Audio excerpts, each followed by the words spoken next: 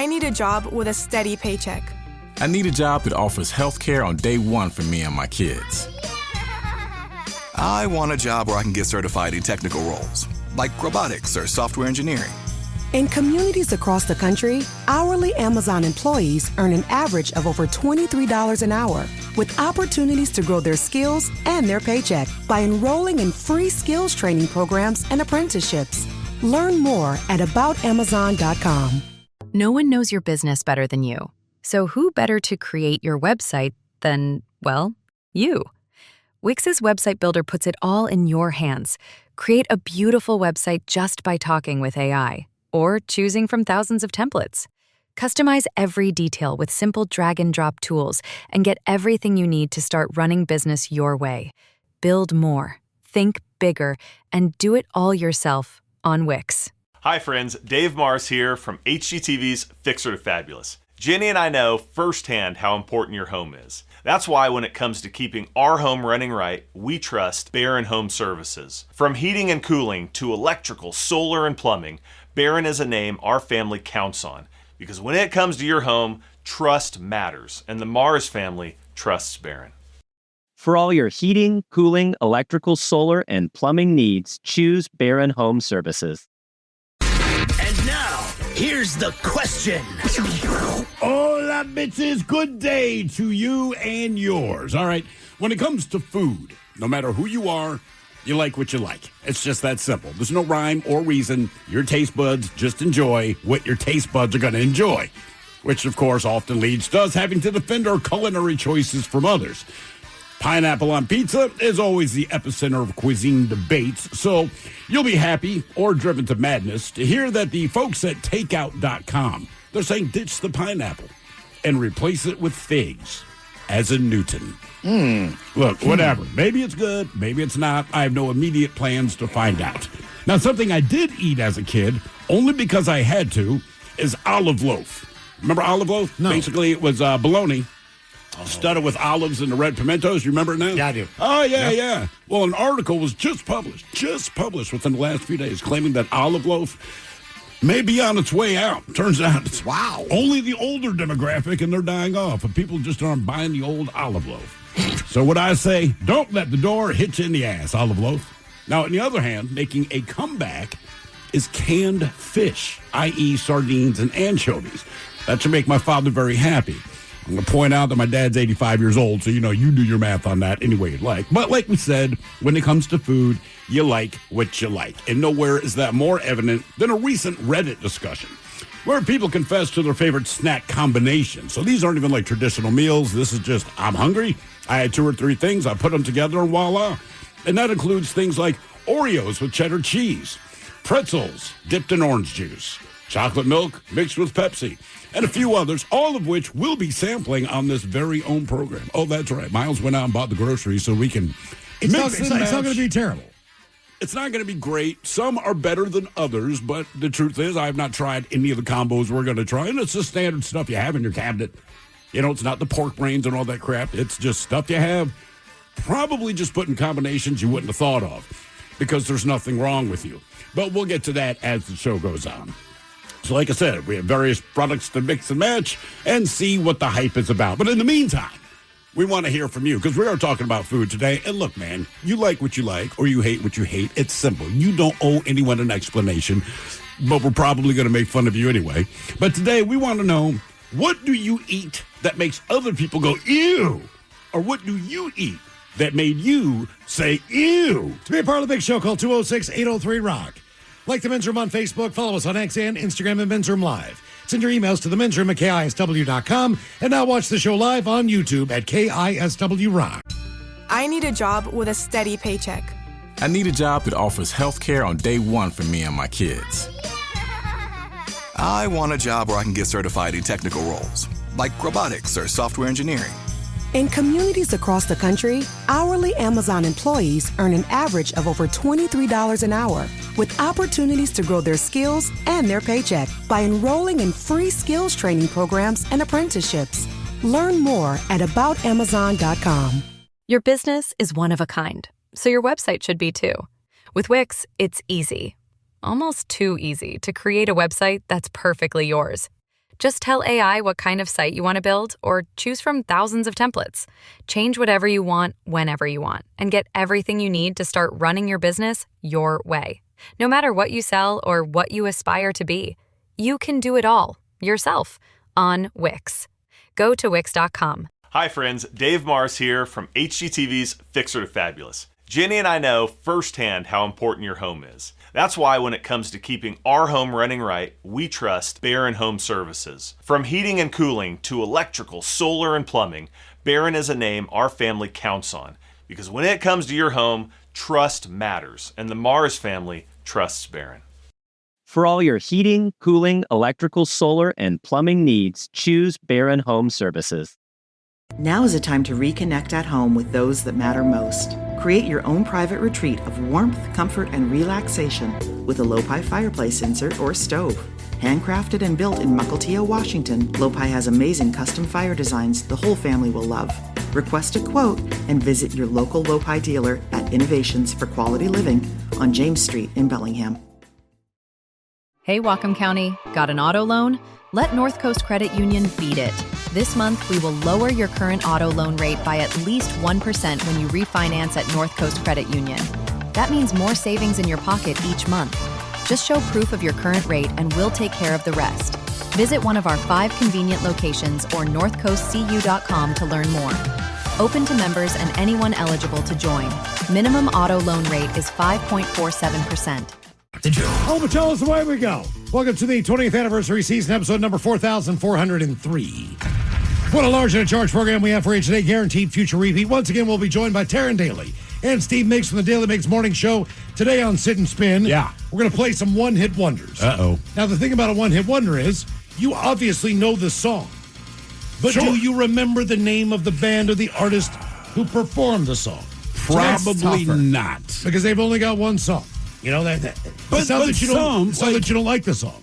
Well, like Mambo number 5. I don't like it, Ted. I know you hate it.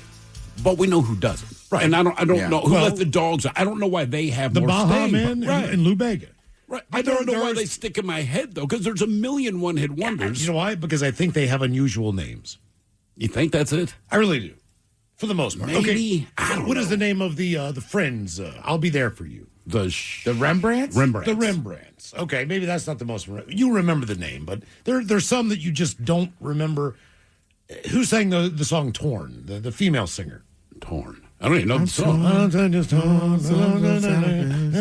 This is not helping at all. That's what I'm saying. Well, Miles and I can hear it in our head. When did the song come out? How old is this? I know she was an Australian soap opera star. Oh, is that Kylie Minogue? No. Exactly.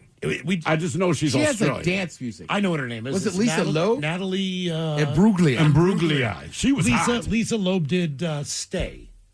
How does that go? I don't know. Suzanne Vega did a song called Luca. Now we're on the female tip. Is that My Name is Luca? Yes. God, I hate that song. See, Jesus, that song was bad. How was that even a hit? She lived on the second floor. That was the best song you never had. saw her before? God almighty. That song was so bad. It's better than that Peaches crap, though. Yes, it is. Peaches is kind of funny. It's a terrible song. But it's kind of funny. And the guy from the presidents of the USA, he now writes kids songs. And you go, which makes sense. Right. If you heard Peaches, he's always been writing kids songs. So at least he did something where I go, okay. Now, did they do Lump? Because that sounds like a kid song, too. Yeah, they may have. Yes. So there are 2-hit ones. All right, 2-hit ones. They got Peaches and they got Lumps. Peaches and Lumps. They probably do like Speaking of food, would you buy that? Now there's a dish. It's just labeled, but there's no ingredients. You know Peaches is one. It just says Peaches and Lumps. Right. All natural ingredients includes peaches and all natural lumps. I'm assuming it's some sort of a cobbler. Like if I look at a menu, it's like, you want the peaches. You're going to assume something that says all natural lumps. Yes. And you go, okay. Peaches and lumps. Lumps of dough, baby. Man, you are braver Peaches than me. Lumps. Okay. So do you guys know who another singer named Peaches? A singer named Peaches? Yes. You know Peaches an herb. The Teachers of Peaches? Yeah, she's got a song called F the Pain Away. F the Pain Away. All right. All right. It is aggressive. Is she a one-hit wonder? Have you actually heard that song? Too many times. It's the only song I know from this woman. All right. What was the song we played on Bad Choice a couple weeks ago? Was it Milkshakes? Milkshake, yeah. Milkshake. Now, is that woman a one-hit wonder? I believe so, yes. Because Who was that again? Kellis. Yeah, okay. Yeah, Because she had like a couple other songs, but that's the only one that got really big. She was more, I feel like, tabloid fodder. She kept reading about her, but it wasn't necessarily about music. Yeah. So we're going to play the tune. And that's another terrible and see song. if any of us can figure out the artist involved in Sit and Spin. That's on the way at 4:30. And today on the program, we're going to talk about food, and we're going to talk about it in two ways, where you would be able to chime in a little bit. Oftentimes, and I have discovered this in life, just based on who you're with, once you get close with someone, they have no problem telling you all of the problems that you have and anything that they think is absolutely ridiculous about you and your behaviors. And food is one of those things where I have been with people who, my last wife was an animal rights, to the point where if I really wanted the veal, she would just sit there and stare me down from across the table like I killed somebody, like I chopped the head off a baby. Foie gras. If I ever ordered that, only crispy. Yeah, I like it crispy. Try it grilled sometime. That would be good too. I just hate when I hate it when it's soft, like a tofu. It's a little soft, but I'm telling you, it's delicious. I had it once as like a little tiny peanut butter and jelly sandwich. Right. Say what now? Yeah, they had like some fancy bread, and they put like some fancy jelly in there. Now with foie gras, it was delicious. Now keep in mind, all these foods that I'm talking about are on the menu. Right. I'm not making some weird combination of it. The fact that I order snails and she goes, "Are you really going to eat those things?" And I'm like, "Of course." What else are you going to do with them? Yes, I love them. They're delicious. They're in garlic butter. Christ almighty. Yeah. Taste one. I'm not tasting that. Then how do you know? Right. But everybody's got those different things. Right. Where I watched her just choke down gefilte fish like, she was starving in the desert. It was amazing how fast she ate that. What that means is you are, in fact, Jewish. Well, because I know that. No, people that are not Jewish will try gefilte fish, and universally you go, I don't want to do that, because gefilte fish is kind of put on you, right? If you're in the Jewish faith, it's put on you at the holiday. Well, so even if you don't like it, you have found a way to stomach it. But for the rest of us, no thanks. Here's the difference. I don't say something about what she is eating. Now, typically the reason I don't say anything is because it's a family dinner, and her mom's there, and her brother's there, and her stepfather's there, and everything else. I'm not going to do that. But when she eats chopped liver, and I walk in the house and I can smell it for 2 days, I want to punch her. Sure. But I don't. I'm just like, I cannot believe you're eating an organ. And then she'll say, "Are you going to ruin this?" You eat foie gras? Yeah, I know that. I'm just saying. I know that. Like we ate pork brains the other day. No, but I'm not going to return to that. You're right. Yes. Exactly. We ate pork brains. I will not do that again. The skin on a chicken is still an organ. It is an organ. You're right. And that's my favorite part of a thigh and KFC. So I understand what I'm saying. But there are certain things where you just don't understand how someone else could like them. Raisins are a good thing for me. Like where I'm just like raisins, mate. It's not that they're the worst. It just seems like a lot of effort for no reward. Right. What about a dried cherry? They're fine. What about a craisin? You've made a raisin better, but again, the raisin needed help, not the other ingredients. You can eliminate the raisin from a craisin, call it something different, and that thing is delicious on hot dogs. Dried cranberry. Then you wrap it in bacon. What about a cranberry? That's what a craisin is. It's like a dried cranberry. Well, I might be done with that. Isn't it put in something or? No, it looks like a raisin, but it's cranberry. So there's crazy. That's the craisin. So what bugs me? The one and I try not to comment on what other people eat. And it's not that it's particularly bizarre, but my wife and I have a definitive split as far as what jelly is used for. To me, jelly goes with peanut butter. Maybe put it on your toast. If you're one of those people, that's fine. She likes the jelly and bacon sandwich. Her and my son do. Okay. I find that absolutely repugnant. You never used it for glaze for like pork chops or meatballs like Ted's? I would maybe use like an apple jelly, but not the grape jelly. We should do grape jelly, bacon, and then the other one is ketchup on a hot dog. And look, they're not outrageous. I just find them vile. Yeah. I think it's vile. I'll tell you the one that blew my mind. There was an older gentleman from Tennessee. This is probably 15, 16 years ago. Tennessee. He's from Tennessee. He's from Knoxville. And he's got all He's got all his orange on. Right. And he's we're in Fox Sports Grill, and he's in there to watch the Tennessee game. I don't know what he ordered for dinner. Wasn't paying attention because he was sitting away from me. But I could just see he got this big-ass tall glass of milk. Okay. Now, this is at the bar. All right, and I don't know what it was, and I don't mind. Like like milk. I like milk. I just don't have it with a meal. I will have it with cereal. Sure. I will have like a swig out of the jug. I don't really pour milk into a glass and drink it. Hey, and I know you think I'm odd, but when I grew up, if you had spaghetti and meatballs, you always drank it with a glass It's of not milk. that we think you're odd. No. We recognize that you're odd. There's something spaghetti meatballs, but specifically spaghetti meatballs with milk. It was the optics of it. I mean, whatever you're eating. I mean, if you like milk with Thanksgiving dinner, whatever it is, it was just the fact that the guy is sitting in a bar. He's got bar food in front of him, a hamburger or something. And I mean, that was a big ass tall glass of milk. Yeah. It was just. To me, milk goes with something that is sweet or dry, but not anything savory.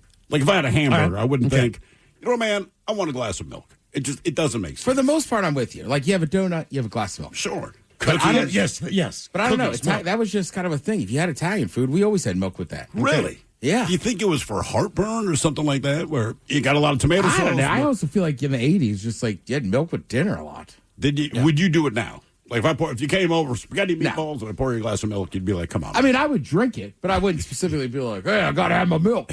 Well, and some people will put ice in.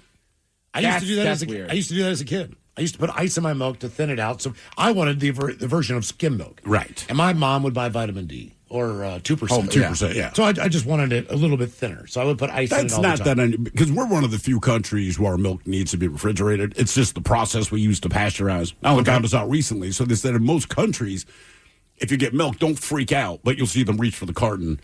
That's just like sitting on a counter. Yeah. They don't go to a refrigerator. And I had that experience in Mexico. I'm just like, oh no, this is like 15 years ago. And I've since figured it out, but I'm like, are they seriously going to pour me that?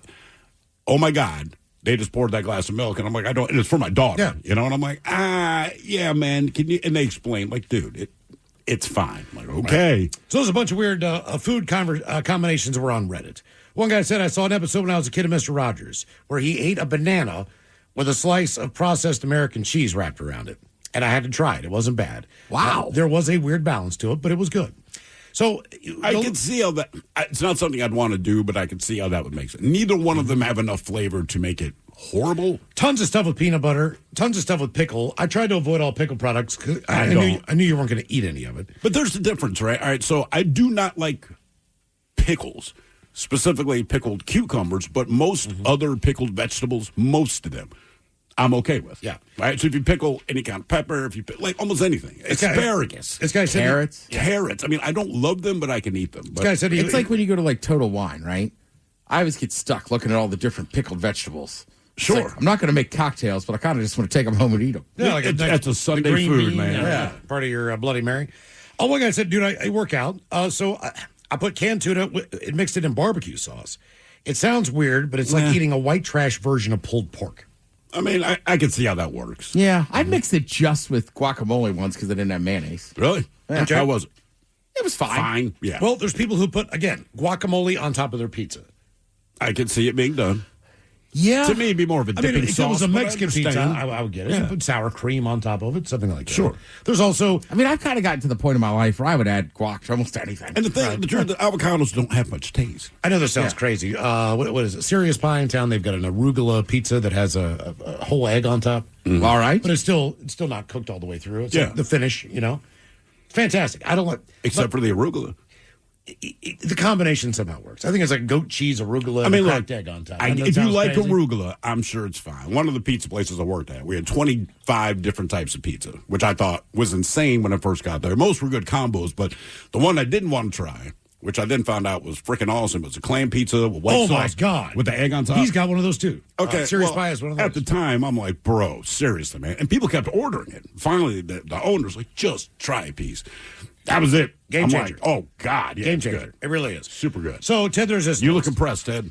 I mean, I know it's the famous New Haven style. Is it? Oh, yeah. it's Connecticut. In Connecticut. Some argue it's like one of the first American pizzas made. Some argue that Connecticut has the best pizza, period, in the United Correct. States. People in Connecticut probably do. Yeah, they do. Well, I mean, look, we've said this before. That whole argument gets a little lost. New York, New Jersey, Connecticut. Like, come on. They're basically so close. It's just a matter of toppings. Your topping. Yeah. Right, but I know that clam pizza. I've never tried it, but it is super famous. Well, People's and then if you're a food snob or somebody who really cares about even if it's just one particular thing that you like, I mean, you're going to be kind of snobbish about it. And people who really, I believe, have a great ability to just give you a good review of pizza, like the guy from Barstool, Dave Portnoy, whatever you think of that guy. he always gets a cheese pizza because he believes that's the base. That's the base. Yeah. Once Correct. you just start there, and from there you'll know, is this going to be a good pizza or not? So there's a lot of people who say if you're going to go to a new place, if they have slices available, try a slice of cheese. You know, obviously, if you're going to order a whole pie, order what you want. Yeah. But if you have that option, that'll give you the litmus test of is this place any good or not. The weird thing to me, just from having cooked, and the weird thing about foodies and food critics is an uncomfortably large percentage of the time we realize you don't necessarily know what you're talking about. And look, your opinion's your opinion because that is true of all people. But I do not understand how you get paid money to comment on things because you don't always know what you're eating. And then I think about someone like my grandmother when I was growing up. You could hand her anything you want. It could be as exotic as you think it is. She could take 2 bites and be like, that is broiled lion and coriander. So she just had that palate. And you're just like, what? Because all she ever made was that's just soul impressive. food. But like whatever you gave her. And so to me, just when I hear like the food critics, because you're supposed to take them seriously, and I do not. But, you know, they'll put something and they'll give you the consistency, whether they like it or not. And that is fine. But I'm like, but you don't know what you're eating. But I grew up with a woman. It didn't matter. You could put a sock in her mouth and she would tell you what kid's foot it was off of, for Christ's Well, sake. sometimes, too, it just depends on who's eating it. Well, sure. Right? Like, they're like some, especially with pizza or like barbecue, right? It's another thing, right? If I go to a barbecue joint, I want to taste your meat. I'll add sauce. Sure. Don't Oh, yeah, cover yeah, it yeah. in yeah. sauce. Don't Right. Yeah. Unless it's like Memphis ribs, it's supposed to be. Sure, that are supposed to be wet. Okay, so here are our combinations. And these are just basically just normal things that people say, I like this combination. We're not trying to eat weird crap today. Right. We're just trying to taste the combination. So, Taste the combo. pretzels dipped in orange juice. That's going to be one of our options. Yeah, that's just. All right? Yeah. Tuna with banana, if we want it to be. I mean, we got to try. I mean, I've eaten a can of tuna, then a banana. I just don't know if they were in my mouth at the same time. I've eaten a chocolate bar after eating tuna. We can Tuna also do never the makes we me- can also do the banana wrapped in prosciutto. I'll give that a try. Yeah. Okay. Pepsi and chocolate milk mixed together. I don't think it'll That's be what the chocolate milk awful, is for. but I do think the milk will get weird. That milk that someone lost, Ted. Yeah. The Oreos, Oreos with a piece of cheddar cheese in the middle. I don't think Sure. it's terrible. Okay. Peanut M&Ms and Doritos. You have to mash them up and eat them together. All right. Okay. And the final one is tuna and Kraft mac and cheese. Which I think we've had tuna casserole. So we're going to try all these today at some point in time. But either way, I did look at the expiration date on all these products. It's very important because I around went here. to the expiration doesn't matter store. Yeah. So I made sure that all these things hopefully will not kill us. That's Correct. all I said. I said, hey, man, if you're going to That's get why milk from that that's why I was place- gone for so long, dude. I'm just sitting there trying to read some of the, and she keeps looking Well, at me. there's a box in the fridge that people put stuff that they're not using a ton. That milk was in that box, so I checked the date. It was the date. Basically, people don't know this. I almost drank the chocolate milk for the segment. It's like somebody lost. Somebody Well, lost It's in the refrigerator. It was in the miscellaneous box. Do you think all the food in the world that's in there has been lost by If somebody? it's in that box, to me, it's That's fair where I game. put all my stuff in the box. You should stop doing that. Apparently so. I didn't know that was missing items. I didn't know that was I've been eating them. I don't know that was a fair game box. Yeah, it's like leftover beers and stuff. Just like grab whatever you want. I was like, whoa, chocolate milk. Jesus Christ. Did you see the prosciutto? No, I orange was just juice? focused on that milk. None of that stuff. All right. So where do we want to start this? Tuna with Kraft mac and cheese, peanut M&Ms and Doritos together. You want to dip some pretzels in orange juice, banana wrapped in prosciutto. Why don't we start with the pretzels and orange juice? My thought is once we break out the bananas, all right, go through the So we'll banana. go down one. What was the Figure it out. banana stuff? There's prosciutto. We can do one of two ways: a tuna with banana, or we can do a banana wrapped in prosciutto. I'd say we got to try both if we're going to have bananas, but I'd prefer the prosciutto over the tuna. Okay. Yeah. Our question: what do you eat that makes other people go ew, or what did you eat that made you go ew? 206-803-ROCK. You're listening to the Men's Room. I need a job with a steady paycheck. I need a job that offers health care on day one for me and my kids. I want a job where I can get certified in technical roles, like robotics or software engineering. In communities across the country, hourly Amazon employees earn an average of over $23 an hour, with opportunities to grow their skills and their paycheck by enrolling in free skills training programs and apprenticeships. Learn more at aboutamazon.com. What does it mean to move at the speed of AI? It means thinking big and moving fast. It means running like a 10-person team, even if it's just you. With Wix, it's possible. Create a website that's as unique as your business. Launch a new campaign or test new ways to make more money without slowing down. Think it, build it, scale it, all with AI on Wix. Hi friends, Dave Mars here from HGTV's Fixer to Fabulous. Jenny and I know firsthand how important your home is. That's why when it comes to keeping our home running right, we trust Barron Home Services. From heating and cooling to electrical, solar, and plumbing, Barron is a name our family counts on. Because when it comes to your home, trust matters, and the Mars family trusts Barron. For all your heating, cooling, electrical, solar, and plumbing needs, choose Barron Home Services. Now is a time to reconnect at home with those that matter most. Create your own private retreat of warmth, comfort, and relaxation with a Lopi fireplace insert or stove. Handcrafted and built in Mukilteo, Washington, Lopi has amazing custom fire designs the whole family will love. Request a quote and visit your local Lopi dealer at Innovations for Quality Living on James Street in Bellingham. Russell is traveling for vacation. He may not be at his destination yet, but his vacation started the second he stepped onto the Bel Air Airporter shuttle. Russell doesn't want to worry about traffic or parking. He wants to relax and let Bel Air get him to and from SeaTac safely and on time. Whatever your reason for traveling, choose Bel Air Airporter shuttle. Book your trip today at airporter.com. That's airporter.com. Is the mighty 99.9 KISW and KISW HD1 Seattle. Always live on the free Odyssey app. Text the guys at 206-803-ROCK from the Pinky's Plumbing Studio. You're in the men's room. Our question, what do you eat that makes other people go, ew, or what do you eat that made you go, ugh? 206-803-ROCK. Hello, buddy. Welcome to the men's room. Hola. Hola. So one thing that my family absolutely despises, I think that they despise the idea of it more than anything else, is peanut butter and mayo sandwiches. Are you shocked that they despise peanut butter and mayo sandwiches? Hey, man, don't knock it till you rock it. There you go. So let me get, how long have you been a fan of peanut butter and mayo? Since I was maybe 12 or 13. And was this your idea, or did someone else give you the idea? I think that I grew up really poor, so I think it was just something that we had, and I gave it a shot, and I've loved it ever since. I mean, I've definitely eaten it, just like maybe when I started smoking weed, but I think I just put everything in my fridge on a sandwich. Right. I mean, look, man, we all had a point in time when we were super broke, and I had mayo, I had peanut butter. I just never thought to put them together. Correct, because I've had just mayonnaise sandwich. Yeah, I've done that. I've had just a peanut butter sandwich. But you're right, man. I can't knock it. I haven't tried it, and I cannot promise you that I'm going to. Do you toast the bread? I'm sorry, say again? Do you toast the bread? Sometimes. See, I think anything is better when you toast the bread with a sandwich. Except for even a peanut butter and jelly occasionally. I disagree with peanut butter and jelly, but if I was going to do peanut butter and mayo, I'd probably toast the sandwich. For whatever reason, if my bread's toasted, then I want mayo on there. All right. Okay. Maybe I'll give it a shot and see, but also I might not. I'm thinking I won't. I'm dunking my pretzel in the orange juice. All right. What did you eat that made other people go, ew? Or what did you eat that made people go, ew? Or made you go, ew? You know what makes me go, ew? Drinking out of these weird little cardboard cups. We had them. No, I know. What do we have, a doctor's office here or something? It's just odd. Like I think they're tailgating shot glass. Oh, okay. So like if they're good for the environment. All right. Orange juice and pretzel. Somebody said it was good. I'm going to soak it in there for a while. It's not. It's not good. No, it isn't.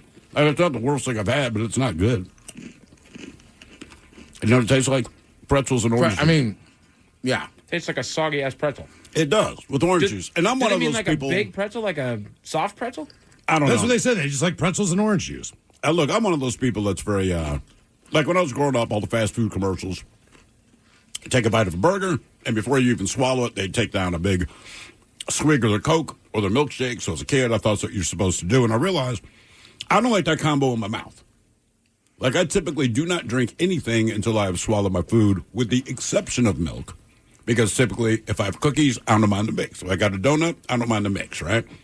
But almost sodas, orange juice, like if there's food in my mouth, unless I'm choking to death, I'm not going to swig it in there. So the idea of dipping pretzels in orange juice, that's a loser. All right, that was a fail. it's just a wet pretzel. Like the flavors don't blend. It's like it tastes like a pretzel that has orange juice on it. Yeah. Are we smashing the dislike burger? I'm giving them. Don't let them. No, do not thumbs down the video. I know. I'm just saying. I'm going to finish the orange juice. Okay. Well, The orange juice is delicious. I like the pretzel. Yeah, it's great. It's not together. No.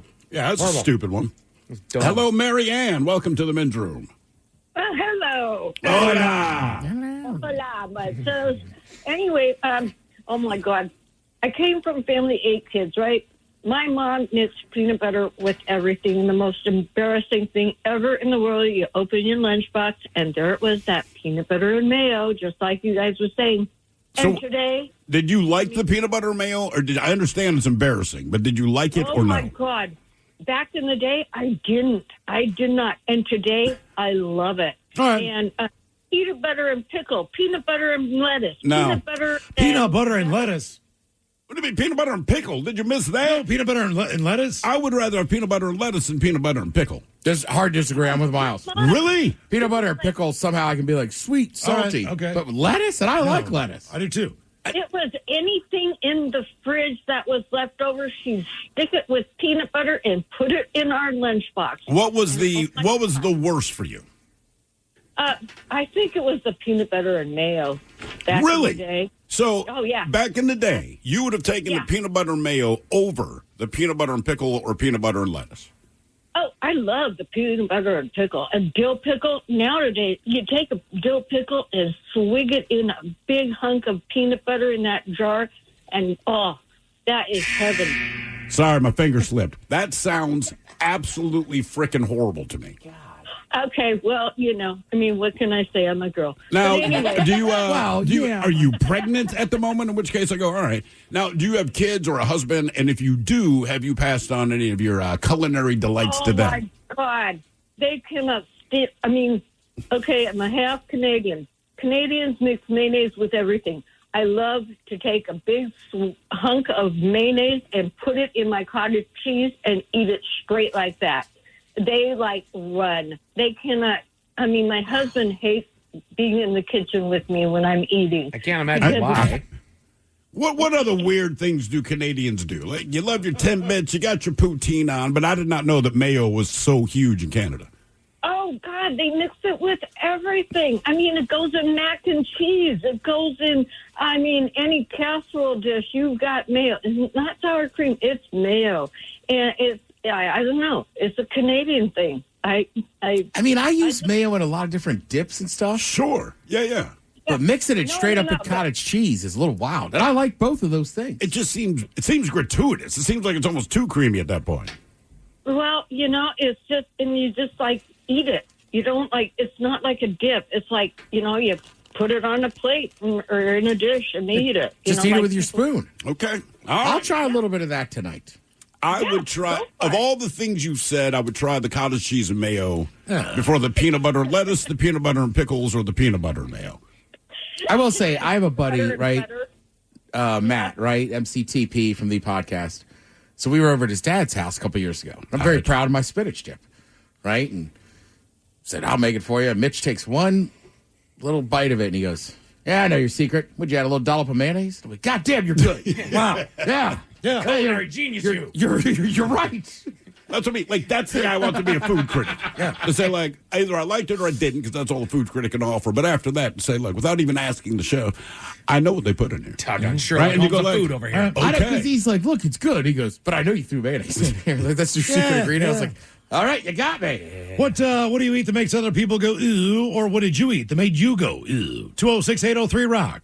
Are we trying this first? What do we got here, Miles? This is a Oreo cookie. Someone said that they liked Oreos with cheddar cheese in the middle. So what we have is a little block of cheddar cheese. And you're going to try to undo You basically, just open up your Oreo. And why is it so easy to do as an adult, but splitting an Oreo as a child was I don't know, trying to solve cold fusion? I think because these are probably expired, so they're just falling apart easier. Oh, you got those next door? Yeah. Yes. Then there's a good chance. And you were a child. The expired cafe. Hey, see what the expiration date is on that. Oh, God, man. You really... You bought that milk that was 6 months old. No, I know. I did not know that. And then I didn't even open that damn thing. This is the problem. When you can't read the expiration date because it's so It's expired.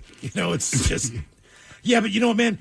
Oreos never die. Oh, crap. Miles, What happened? we might have a winner here. This might not be that bad. Ooh. Wait a minute. Hold on. Really? Bro, I'm saying this. This is not bad. This isn't that bad, man. Yeah, God damn it. Wow. Yeah, that's pretty good, man. I think the chocolate and the cheese really just hits. Something. This is actually good, man. I'm glad I saw Mike because I was like, I don't want to be the fat guy, but these are really good. This is wild. Okay. This was Right? made by a fat dude at 2 a.m. Yeah. We got a winner. We're not even stoned. Wow. I should have brought a joint in. You didn't have to be high for this one. Man, No. That's Well, awesome. the consistency of the cheese fits with the cream of the Oreo. Yeah. I don't even know So- what that cream is supposed to be. I mean, all the sensations are correct there, and then the flavor is just a different twist. This Right. is actually, Good. this is pretty tremendous. They just make cheddar Oreos. Here's the comment. Smash that like burger. It's crazy, but I like to place a thin slice of cheddar in between my Oreo cookies. Well, that wasn't thin. Huh? Yeah, we had like that thick boy in there. It still tasted good. That was real good. Damn, man. I did not have high hopes Okay. for that, but that was good. What did you eat that makes other people go, ooh, or what did you eat that made you go, ooh? 206-803-ROCK. Hello, Tina. Welcome to the men's room. Hello, gentlemen. Tina. Well, I'm going to do two things here. One, I like peas. Ew. I like peas. Butter. I'm with you. Go ahead. Do you honestly like them, or They you have just to be not mind cooked in them? butter. Peas Doesn't and matter butter. if they're fresh, All right. frozen, no matter what, they have to be cooked in butter. Okay. All right. And the other thing is I like to mix up my mac and cheese with corn. I pass that on to my kids, my grandkids. We all love it. Everybody outside the family thinks we're nuts. It's not really the worst combo in the world, because to me, again, back to the idea of multiple foods or drinks in your mouth. Yeah. I could take a bite of mac and cheese. I could take a bite from corn on the cob or something. I would not mind that in my mouth. Yeah. Yeah, it You just, know what I mean? Like, that works. just makes it cheesy. I've been doing it since I was a kid, and I passed it on to my kids. They passed it on to their kids. I can see I that mean, combo. like Family at tradition. Thanksgiving, I'll get some corn involved with the mashed potatoes. A little gravy on there, too. Yeah. Yeah. All right, let me ask you this, though, Tina. How many times a month do you think you hunker down on some peas? If I'm lucky, at least a couple times a month. If you're lucky. That is luck. That is. Do you like the taste of them? I love the taste. I like sweet peas, like the young sweet peas, the Yeah. best. You might Cooked eat. in melted butter. Oh, You it's might so eat good. more peas than anyone I know, and I only say this because, other than children, right? But to me, peas show up about now. Vegetable kind of soups. go through the holidays, and then peas kind of dry up. Like, this is the hot time for peas. I just Thanksgiving's feel like coming up. peas. I feel like peas and corn are always going to be a little better because they're very starchy vegetables. Right. Suppose like as a kid, if you had a choice, like to me, it was always like go with the sweet peas. Yeah, peas don't stand alone in my world. I That don't makes like sense. pea. And Tina, you're going to say I'm childish, and you're 100% correct. But you remember, like, cup of noodles, right? Oh yeah. Yeah. I would take the time to roll all of the peas off of my fork. Like, I get a big fork full of noodles and pluck the peas off. And people are like, I are do that you with the serious? carrots and the cup of noodles. Right, I don't do it with the peas, but I you'll do it just with the carrots. I can actually eat the carrots. I can barely taste them. The peas, I can still taste. I just don't like all These are the best peas. part. You think the best part. peas are the best part of a cup of noodles? Yeah. Not the noodles, not that dehydrated ass shrimp they throw in there or whatever. Well, it's kind of a bonus when you get No, that it's couple the little pea. bites of pea. You think so? Yeah. See, to me, like, I'll finish most of my cup of noodles. And then in the bottom, there's always a little bit of broth, a few broken noodles, and a boatload of peas. I do not touch them. That means it's time to go into the trash. All right. Okay. Wow. What do you eat that makes other people go, ew, or what did you eat that made you go, ew? 206-803-ROCK. I will say I like pickled eggs. They're A lot fine. of people find that kind of gross. I don't like them. Yeah. The kind of like red, they get the pink hue. Yeah, man. Yeah. Yeah, I don't like I'm not sure why, but they do taste okay. But I like pickled things except pickles. What about the little pickled sausages in the jar? I'll eat those in a heartbeat. Yeah. They're weird. I don't know if I've ever had one. There's no way to explain what it tastes. Are It they tastes cooked, like are they pickled cooked meat. before they put them in? Yes. Okay. Yeah. All right. I think so. Right. You know what? I don't know. So They have to does be, the right? pickling process kind of cook the food, is what I'm asking. You know what I'm saying? Well, most things that you pickle don't. Those little sausages, they got to cook them before they put them Do in. they? Or does the pickling process make it safe? I don't know. I have actually some pickled garlic, onions, and jalapenos sitting in jars in my dining room now. Huh. Because I got a hair at my ass to do it. It's been like 6 months. Oh, so you don't know how long it takes, or you haven't tried it yet? This recipe said, I don't know, give it like a month, but the longer you keep them in there, they're fine. So I just kind of keep forgetting about them, and then I'll see them each morning before I go to work. And You go, say, oh, hey, all right. I should do some of these. All right. Pickled sausages are typically always fully cooked before they're placed in the pickling brine. Good to know. Typically. Good to know. I like that. But that makes sense because it's a meat. Yeah. I know, but, we'll eat like tuna tartare, and steak tartare. We're going to eat tuna coming up. Correct. Tuna tartare, yeah. Like sushi. But it's fish. It if is, I said, but what's a people raw eat. pork? Pork, no. Chicken, no. Beef, probably. Yeah. Right, 'cause people eat beef, but you're right. You don't see chicken tartare. Not at a restaurant that stays in business. No. What I told you for years, that was like a thing at the Smith family tailgates. It's where you went to the game. Somebody would break out a jar of those little red pickles. Not only did you have to eat one, you had to take a sip of the juice. Yeah. It's not to go to the game, man. I just don't want to throw up. Hello, Jenny. Welcome to the men's room. Hello. Hola.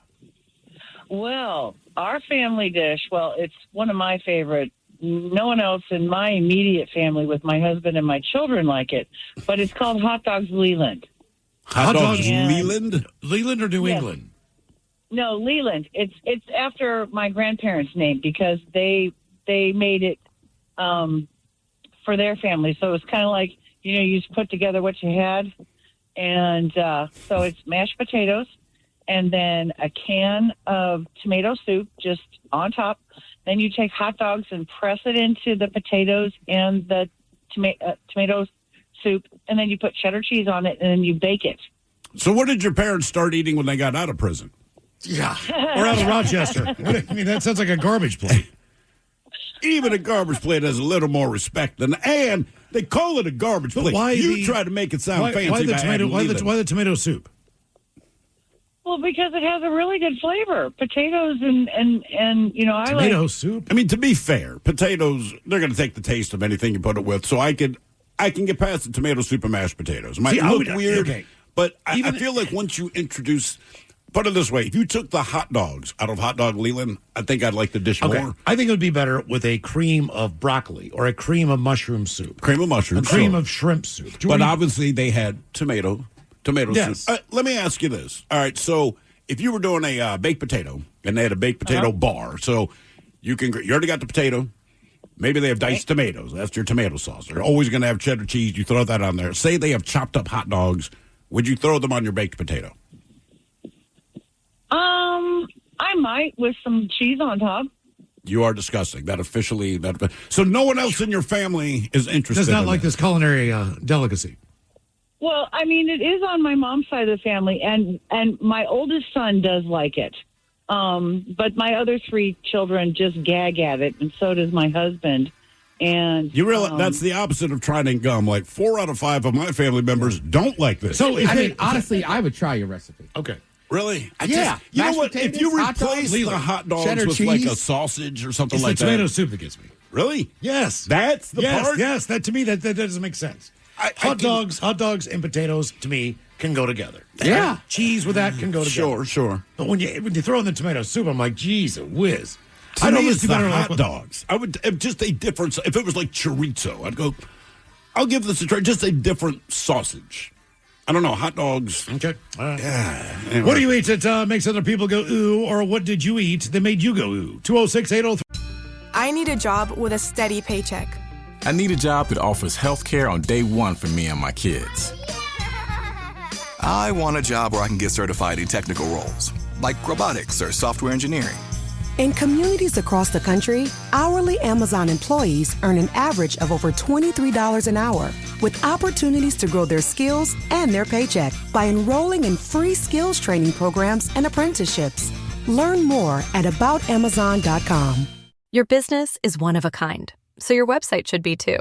With Wix, it's easy, almost too easy, to create a website that's perfectly yours. Just tell AI what kind of site you want to build or choose from thousands of templates. Change whatever you want, whenever you want, and get everything you need to start running your business your way.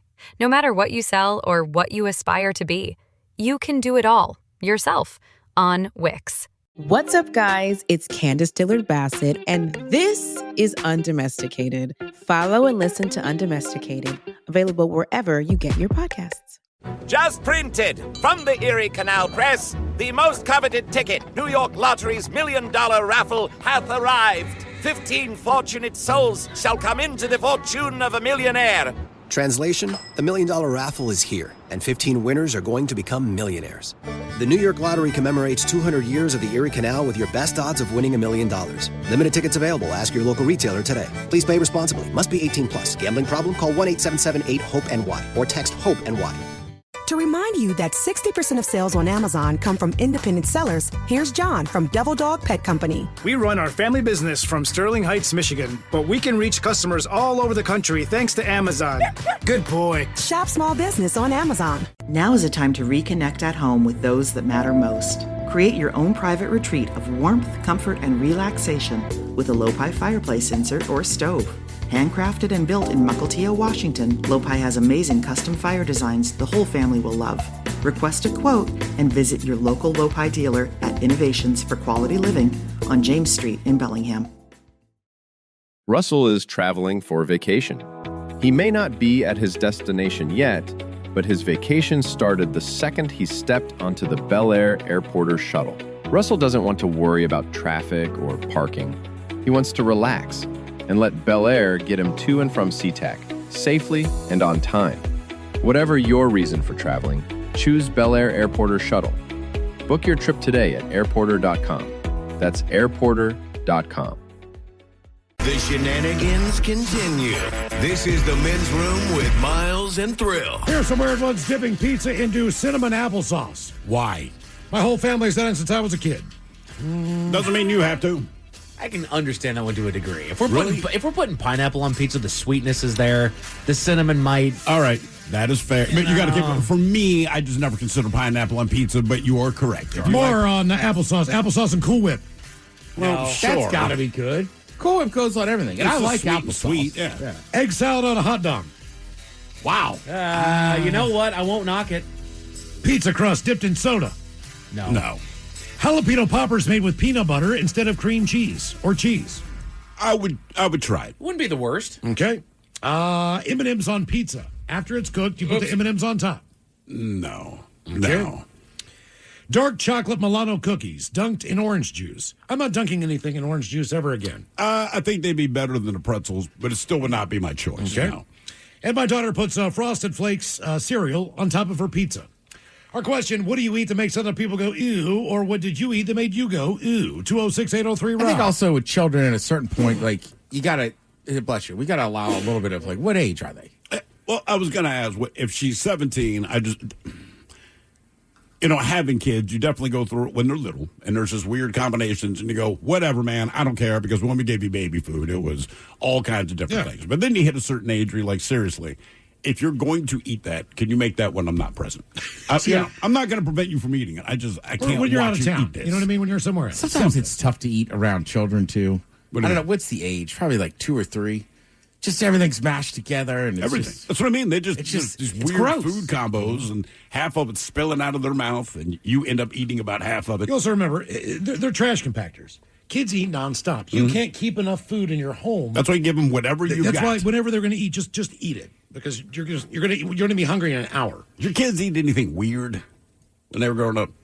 Weird as far as they eat very grown up food. Being in Baltimore, okay, so they had no problem with soft shell crab sandwiches, nice clams, nice, tearing into shrimp, things that most kids wouldn't eat. So, but my daughter did live on chicken strips and French fries for a number of years. My daughter is still doing that, although she has graduated to ramen noodles. Now, what bugs me about this is she will go into the kitchen to make herself ramen noodles. Fantastic. As a parent, you love when your kids can be independent.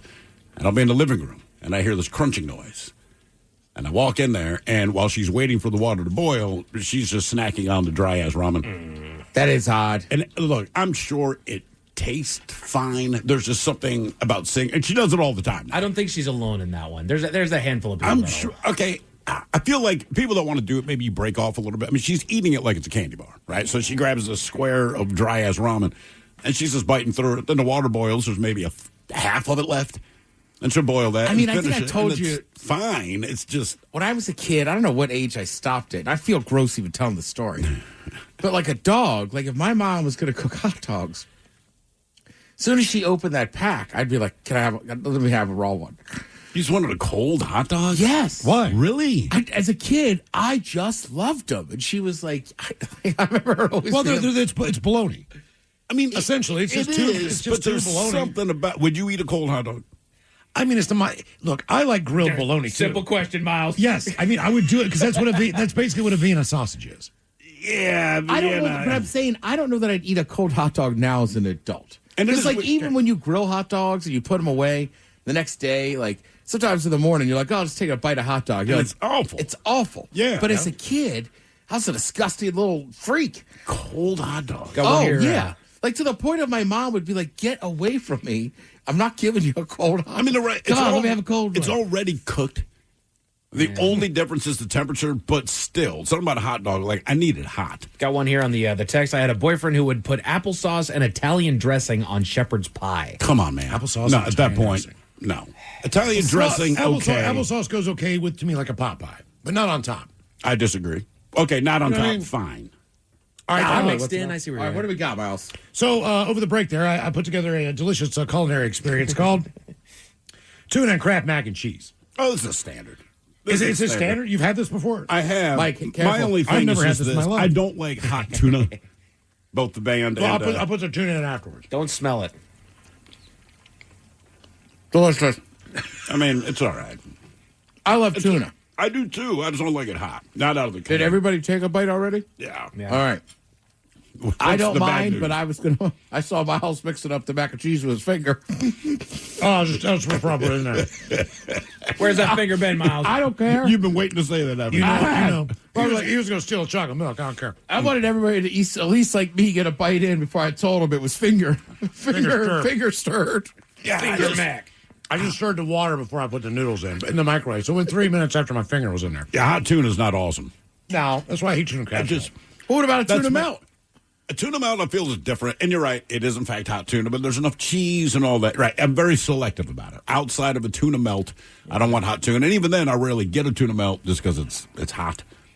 Meanwhile, you are killing that. Do you guys You're straight up eating a meal now. Do you guys bro. want to wash this down with some, what was next? I have orange soda. I'm going to go ahead and do that. Pepsi and chocolate milk. Let's give it a try. God. What? Tuna in this can of I'll get it. Mac and cheese in this can of tuna is clearly like a poverty meal. It is. But I like what this guy's doing. Add some protein. I mean, like I said, it's not the worst. It's been done. I don't know, man. Hot canned tuna is not. It's not, but also I will eat a tuna melt. I will. I never minded tuna casserole as a kid. Again, I didn't hate it because I like to put it this way. It's like you with the cold hot dog, right? So I like hot dogs. I'm sure it tastes exactly the same. It's just whether it's warm or whether it's cold, but I don't want a cold hot dog. The tuna doesn't really taste any different, but I don't know. I don't want hot canned tuna. I don't want cold hot dogs. Yeah, like I'm a saying. snob like that. That's what I'm saying. This is clearly a poverty meal. Oh, yeah. Like that guy at one point went, I got to add some protein. Something, man. I got mac and cheese out of a box. I got a can of tuna. We know how it goes. Screw it. I'm going to put them together. It's beauty being broke. You become Nice. a genius. Hello, Jay. Welcome to the men's room. Hola, gentlemen. Hola. Okay, so I've ate a lot of things that make people go ew. So it's not me particularly, but I would say torisashi is the one thing that everybody's like, "What? You actually ate that?" The what? The what? Torisashi is Japanese for raw chicken. Oh. Raw chicken? Isn't that dangerous? Yes. So torisashi means chicken sashimi. So Okay, it still I means had- raw chicken. That sounds fancy, Yeah. but we know what it is. Why really did you delicious. try this? Look, I can't even say it didn't taste good. I don't know, but I would not eat raw chicken just based on at least my perceived dangers of eating. yeah, I mean, I had that same thought too. I was like, am I going to get the salmonella? You know, Yeah, salmonella. Are you going to poop yourself? I mean, my only issue with this dish is it looks a lot like a raw piece of albacore, Hold on, let me look at this. which I often get. But not only did I have like the raw pieces of chicken, I also had the raw pieces of chicken liver. Ew, man, raw chicken liver. How chewy was it? Oh, dude. Well, it wasn't really as chewy as you would think. It really like melted in your mouth. Both the chicken breast and the liver. But you I mean, did it gave me, enjoy this. I did. I mean, I'm very adventurous when it comes to eating. Obviously. If you're not a fox and you ate raw chicken, I would go ahead and say that you're probably adventurous when you eat. I mean, it even says here, chicken sashimi, a Japanese delicacy, but it is a high-risk food due to potential contamination with bacteria. While some Japanese poultry are farmed under strict hygiene and vaccination protocols to minimize risk, the practice remains dangerous and is not recommended due to significant risks of food poisoning. How many times have you had this dish in your life? I've only had it once, and that's probably the only time I'll have it, mainly because my wife was like, okay, no more, that's it. I want you alive. All right. Yeah, exactly. That's a damn shame. Your wife loves you. And what was the overall thought on the macaroni and cheese with the tuna? It tasted like what thumbs it up, is. thumbs down. What? I enjoyed it. It's a C.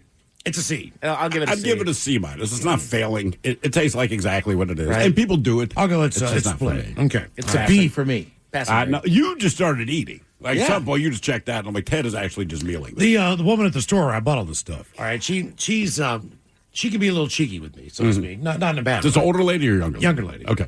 And I came up with all this crap. She looks at all this crap and she goes, because our next combination is Pepsi and chocolate milk. Yeah. And she goes, Pepsi?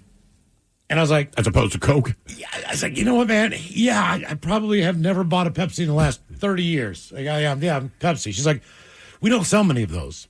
Oh. It's been here for 46 years. I said, okay. That's great, because I know, I shouldn't tell you guys that before we drink it, but here we go. This is chocolate milk and Pepsi. I think it's curdling. Is it? No. Wait till it hits your stomach.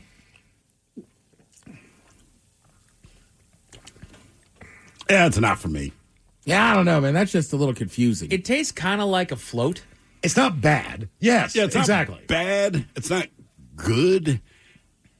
Neither one It's fine. overpowers the other. I think if so it wasn't it's just- Diet Pepsi, it might be a little bit better. What's this Diet Pepsi? Was it diet? I thought I got regular. No, Miles, you got a Diet Are Pepsi. you serious? Did I? You got a goddamn Diet Pepsi, man. You got the silver can, You Miles. can't just get a Pepsi. Oh, I didn't even know You couldn't that. just buy a Pepsi. Dude, I just thought it was a Pepsi because it It's says not Pepsi. Wow. Okay. It You even can see says the Diet. honest mistake. I don't buy Pepsi. Diet. It says Very small at the bottom. Those bastards. Yeah, right under where it says Pepsi. there is two things on this can, Right. Miles. I know that, but one is says very Pepsi, small. I The just other figured- says But Diet. when you see the logo, like the Diet Coke logo is different than the Coca-Cola logo. That is true. So I just assume, like with anything else. Well, assuming makes an ass out of you and me. Man, it sure does. Not just him. Yeah, I got nothing I to don't do. know. That's I'm just weird. trying It tastes like, Mike's right. It tastes like the end of a root beer float or soda float. Yeah. But there was no ice cream in it. That wasn't good. It wasn't That's why bad. it's disappointing. It's because it tastes like it was a That's- float, you know but you're what? like, there's no ice cream. That's a good word. It's disappointing. Yeah. Right, because like the mac and cheese. You weren't bad enough for me to hate Disappointing. you. It's the You're aspartame. certainly not good enough for me to celebrate you. It's like you're just disappointed. You're mad. Because the mac and cheese and tuna, you go, all right, somebody's kind of combining something. Sure. This one and the Oreo with the cheese, like, was it a child or a stoner? I don't see a normal human just being like, oh, I'm going to put this together. I'm going to What is say it? a child with the chocolate milk and the Pepsi, a stoner with the Oreo and the, and I the agree. cheddar I agree. cheese. What do you eat that makes other people go, ooh, or what did you eat that made you go, ugh? 206-803-ROCK. I don't know that any of it has made me really go, ugh. Yeah, I have not. I mean, it's not. We're not going for horrible. None of it's terrible. We're just going for combinations that people say they like that other people think is weird. Yeah, but little of it is good. Hello, Nick. Welcome to the men's room. Howdy. Hola. So for me and my dad's side, we love tortillas and butter. For my wife, they think it's disgusting. They never had it. All those things, like, it's bizarre. We are both sides are Mexicans, so for them, they never had it. They're not big on butter either. My wife's side. Well, look, tortillas and butter to me, that it's just like butter toast. It's plain, but there's nothing disgusting about it. Nothing exciting about it. Yeah. It's just fine. It's just, but they don't like butter. Are you basically saying you toast the tortillas or you just eat it straight with butter? We toast it and we eat it with like a soup. All right. See, Okay. that makes sense To me, but- that's not bad. It's like naan sometimes has. Sure, right. It's bread with butter on it. Olive oil on top, whatever. Turn your radio off, Nick. Both sides are Mexicans. Yep. But you said that your wife's side of the family does not like butter? Yeah, they're not big on butter. Really? What is their kind of go-to cuisine then? What would they eat if it was up to the... Wouldn't it be lard? Technically, if you're making refried beans. Well, it Anytime- depends what you're making. I mean, if it's like... if I'm buttering my toast, I'm not going to put lard on it. If I'm cooking Right, something from correct, scratch correct. and I have lard available or even bacon fat, I'll use that for sure. I mean, look, I went to a restaurant once in like a fancy steakhouse in Vegas, and they had butter or English butter. What's English butter? Right, the same thing. He's Okay. like, what's English butter? And he's like, he starts going through it, and then he looks at us. He goes, it's basically lard. It's fat. And we were like, yeah, we'll try it. How was it? It's delicious. Really? Put it all on a roll. Want your fat? Yeah, I mean, right. I like, he explained, just stopped and went, well, Isn't he that just kind of sized this up and went, it's basically lard and fat. If you want to try it, we were like, oh, hell yeah. Yeah. Well, I saw this thing at the grocery store this morning, beef talon. And Talon? I've never cooked with that. I have no idea what to do with it. I have a giant thing of it. My buddy gave me. What do you do with it? Cook eggs. Oh, really? So you cook just use steak. it? I mean, you can cook anything. Yeah. I mean, typically savory, but yeah. But it has a good shelf life. Put it in the refrigerator. You're good? Oh, yeah. Okay. Oh, yeah. I'll give Oh, it a you'll shot. love it, dude. All right. What do you eat that makes other people go, ooh, or what did you eat that made you go, ooh? 206-803-ROCK. I mean, you could do anything. Even if you're just making a quesadilla in a pan. A little beef Use tallow that. in there. Huh. It's Yeah. people. Miles, trust me, Thrills right. Like 2 weeks from now, you're going to be like, oh, man. This is life-changing. It is. It really And it's supposed to be healthier. is. It? All right. I think so, because it's the big thing now. People don't It's want you not using processed. oils. Right. So beef. That's why beef tallow is having such a big comeback. All right. Well, good. I like it. Hello, Maddie. Welcome to the men's room. Hola. Hola. Yeah, everybody always gets grossed out every time I buy some frog legs, and I always air fry them and put some seasoning on them. Oh, it tastes so good. What is your seasoning on your frog legs? This all-purpose seasoning and all that stuff. And what's the closest you can compare it to? I mean, people have been eating frog legs forever. I've never tried them. I mean, does it taste like chicken? It tastes like everybody chicken. says. Yeah. It kind of half and half. It tastes like chicken, but it kind of tastes like fish, the gamey fish, kind of too. Well, that makes sense. Well, the skin's a lot different. What is the consistency like when I get to the meat? It kind of tastes like chicken, kind of. It's like chicken leg. I mean, the chicken legs, kind of. Okay. It's just getting through the skin. So the skin Is it rubbery? It's got a little more chew to it. Okay, yeah. I would think It's got it a would. different flavor and a different chew. Whatever pond, whatever lake, that's what he's saying is the gaminess. That really is in that skin. How often do you treat yourself to frog legs? I try to do it at least every weekend, pretty much. Every weekend? wow. Damn. All right. And how old were you when you discovered frog legs?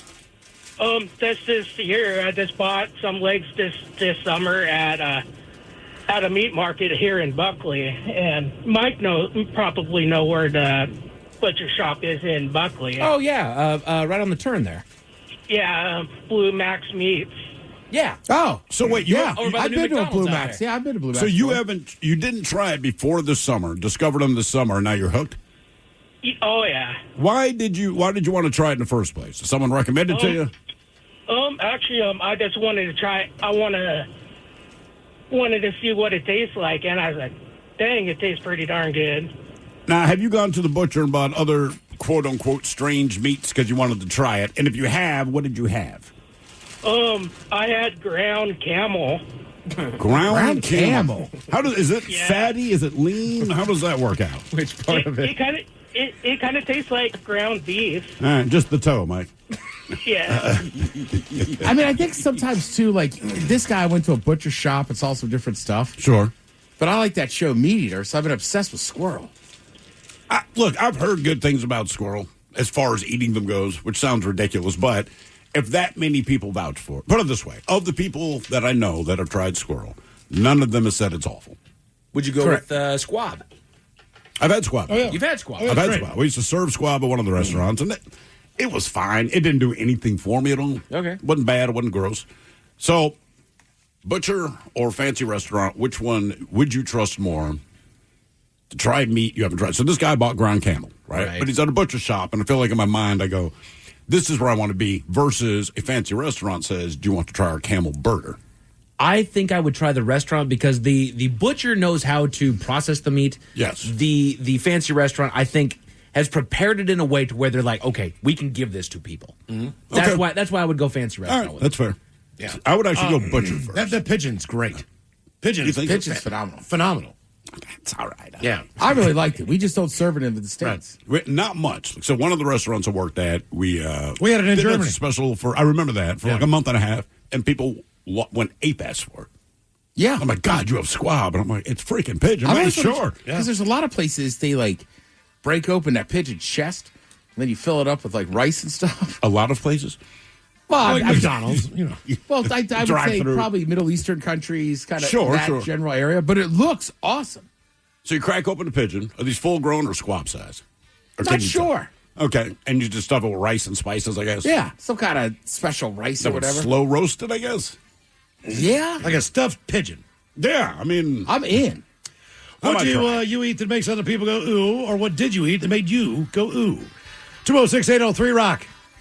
To remind you that 60% of sales on Amazon come from independent sellers, here's John from Devil Dog Pet Company. We run our family business from Sterling Heights, Michigan, but we can reach customers all over the country thanks to Amazon.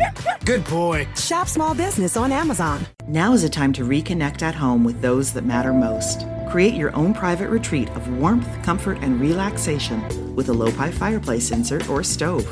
Handcrafted and built in Mukilteo, Washington, Lopi has amazing custom fire designs the whole family will love. Request a quote and visit your local Lopi dealer at Innovations for Quality Living on James Street in Bellingham.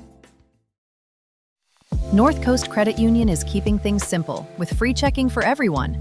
That means fee-free ATMs, overdraft protection, online banking, mobile deposits, automatic bill pay, and more, all without monthly fees or transaction limits. Managing your money shouldn't be complicated. That's why North Coast Credit Union is keeping it simple. Visit one of our 5 convenient locations or northcoastcu.com to learn more. Russell is traveling for vacation. He may not be at his destination yet, but his vacation started the second he stepped onto the Bel Air Airporter shuttle. Russell doesn't want to worry about traffic or parking. He wants to relax and let Bel Air get him to and from SeaTac safely and on time. Whatever your reason for traveling, choose Bel Air Airporter Shuttle. Book your trip today at airporter.com. That's airporter.com. What's up, guys? It's Candace Dillard Bassett, former Real Housewife of Potomac. And I'm Michael Arsenault, author of the New York Times bestseller, I Can't Date Jesus. And this is Undomesticated, the podcast where we aren't just saying the quiet parts out loud. We're putting it all on the kitchen table and inviting you to the function. If you're ready for some bold takes and a little bit of chaos, welcome to Undomesticated. Follow and listen to Undomesticated, available wherever you get your podcasts. From the Pinky's Plumbing Studio, you're in the men's room. Text the guys at 206-803-ROCK. KISW proudly presents Unwrapped, an acoustic holiday. December 12th, Angel the Winds Arena up in Everett.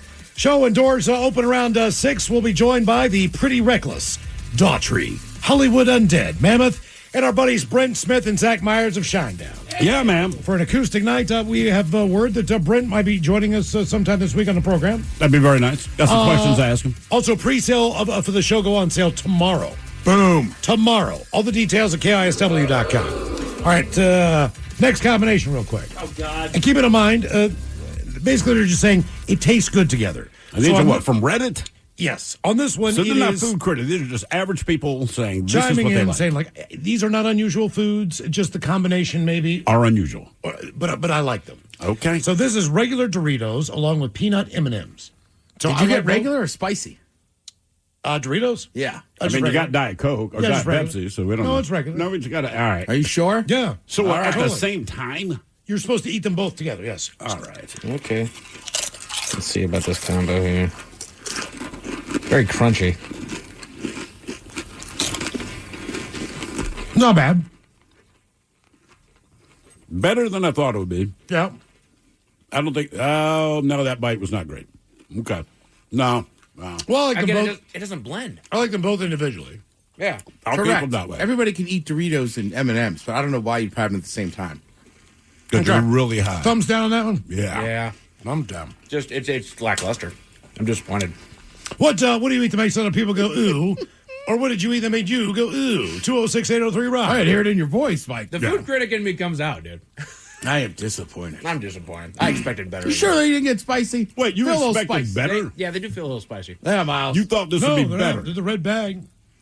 If somebody likes it, I assumed a little bit. It's two powerhouse, snack foods coming together. But you honestly thought this would be better. I'm just saying, I thought it'd be worse. I think we're both in the same place as far as our quote-unquote appreciation for it, but Sure. I had much lower expectations, so I'm almost happy that I don't hate it as much as I thought. Are you spicy? And you thought it'd be better than this? Are they spicy? Are they spicy? He got doggone spices. Oh, I don't know. Especially you went, well, they're in a red bag. It's like, we did this with the Pepsi already. I'll be damn. Diet with Coke and spicy You Doritos. can taste that was spicy right away. As soon as I took a bite, I was like, nah, I think I got doggone Really? spicy. I'll be damn. I mean, spicy nacho Doritos are not spicy, but yes. Well, Man. My own delicatessen could tell. Are these even M&Ms or are they W&W? I wasn't convinced they were peanuts. And they're all one. That's not a peanut. Jesus, man. All right. Good work, man. Do not send me to the grocery store. Yeah. See, this is why wives get This mad. is why I'm not married. Mm-hmm. This is the thing I would do. You bought light cottage cheese. I just wanted Pepsi. I don't know. I told you I want regular cottage cheese. I don't buy cottage cheese. That's why I had demanded Not my the wife. light blue. You want the dark blue. I But demanded my wife Pepsi. send me pictures. Send me the. Oh, my God. You know what? If you were like on Safeway.com, send me the photo that they put up of what you want, and I will match that straight I'm across. trying to buy groceries for my wife's family. They're going to do their one big dinner night at Beach Week, right? So, and it's just basic ass stuff. So I'm like, all right, cool, man, I got this. My wife's dealing with the meat at the meat counter. All right. I'm like, just give me, because I just wanted to get the F out of the grocery store. So I'm like, just give me the list. While you're doing that, I'll grab everything else. We meet up. She looks in the cart and she's like, no. I'm like, what are you talking about, man? I grabbed every effing thing on that list. She's like, not this brand, this brand. I'm like, what difference does it make? And she said, it makes no difference, but my family only identifies with these specific brands. I said, are you kidding me, Wait a man? minute. Would they know the difference if they taste it? They would. I don't know if they would know if they tasted it, but the problem is they were going to make it so They they were gonna see see it. it. Right? And that's the Oh. whole, it's like little kids, right? Like McDonald's did this taste test with McDonald's, all right? So they got a bunch of little kids and they get a burger from like Burger King, Wendy's, and McDonald's, blah, blah, blah, all these different fast food places, but they'd put them in the bags of the place. And 90% of the kids preferred McDonald's. So I said, all right, we got another taste test with different burgers. And they basically would just put, like, say, Burger King in the McDonald's bag. The kids, 90% of the time, This is great. they still like McDonald's. Like, it's two entirely different burgers. They don't even taste remotely the same, but the packaging is what the kids care about. So her family is kind of locked into that, is what I came up with. Yeah. It's like canned corn, man. You can tell me I dump it, and you heat it up, and you mix it with Well, you all the better crap. got Del Monte. I think I grabbed, oh, Christ. I don't know if it was Green Giant, Libby, or Del Monte. All are fine. I know this, but I believe Green Giant was the one that had to be purchased. And I was looking at it. All right. She goes, look, I'm not saying this because I care. I'm saying this because you want to walk into the house of my 20 loud-ass family members giving you grief because you got the wrong can of corn. I was like, no, I don't. Back to the butter peas conversation. They got a bag of corn that's got butter in it. Yeah. Frozen. In case you can't butter it yourself. It's almost to the point where it's almost cream of corn. It's so buttery. Miles is right. Like It's I so good. buy I it don't know once why. a year or twice a year around the holidays, and it's like Thrill. You're right. I guess I could add butter, but it's like a butter sauce or something. There's no redeeming value to this vegetable. Sure. But it's so good. Yes. Okay. All right. Fair enough. What do you eat that makes other people go ooh, or what did you eat that made you go ooh? 206-803-ROCK. I mean, on the other end, I watched my buddy Cobb a couple summers ago in Austin. We got cream corn. I grew up eating it. And he was like, this is the greatest thing I've ever had. And we were all kind of laughing. And at this point, he's not married, but the father-in-law is across the table from me. Yeah. When he gets up to go to the bathroom, because he's like freaking out about this cream corn, the guy goes, is he effing with me? And I go, no, he's not. And he's like, how did he never have cream corn before? And I go, I'm pretty sure in their house they were pretty strict, like protein, green, leafy vegetable. So and that was dinner. Future father-in-laws over there actually getting mad, like, smart ass little mother. Right, because he's just like, Jesus, cream corn. I know, like, mind blown. I don't think I. Were you at a barbecue place? Yeah, we were at Terry Black's. Right.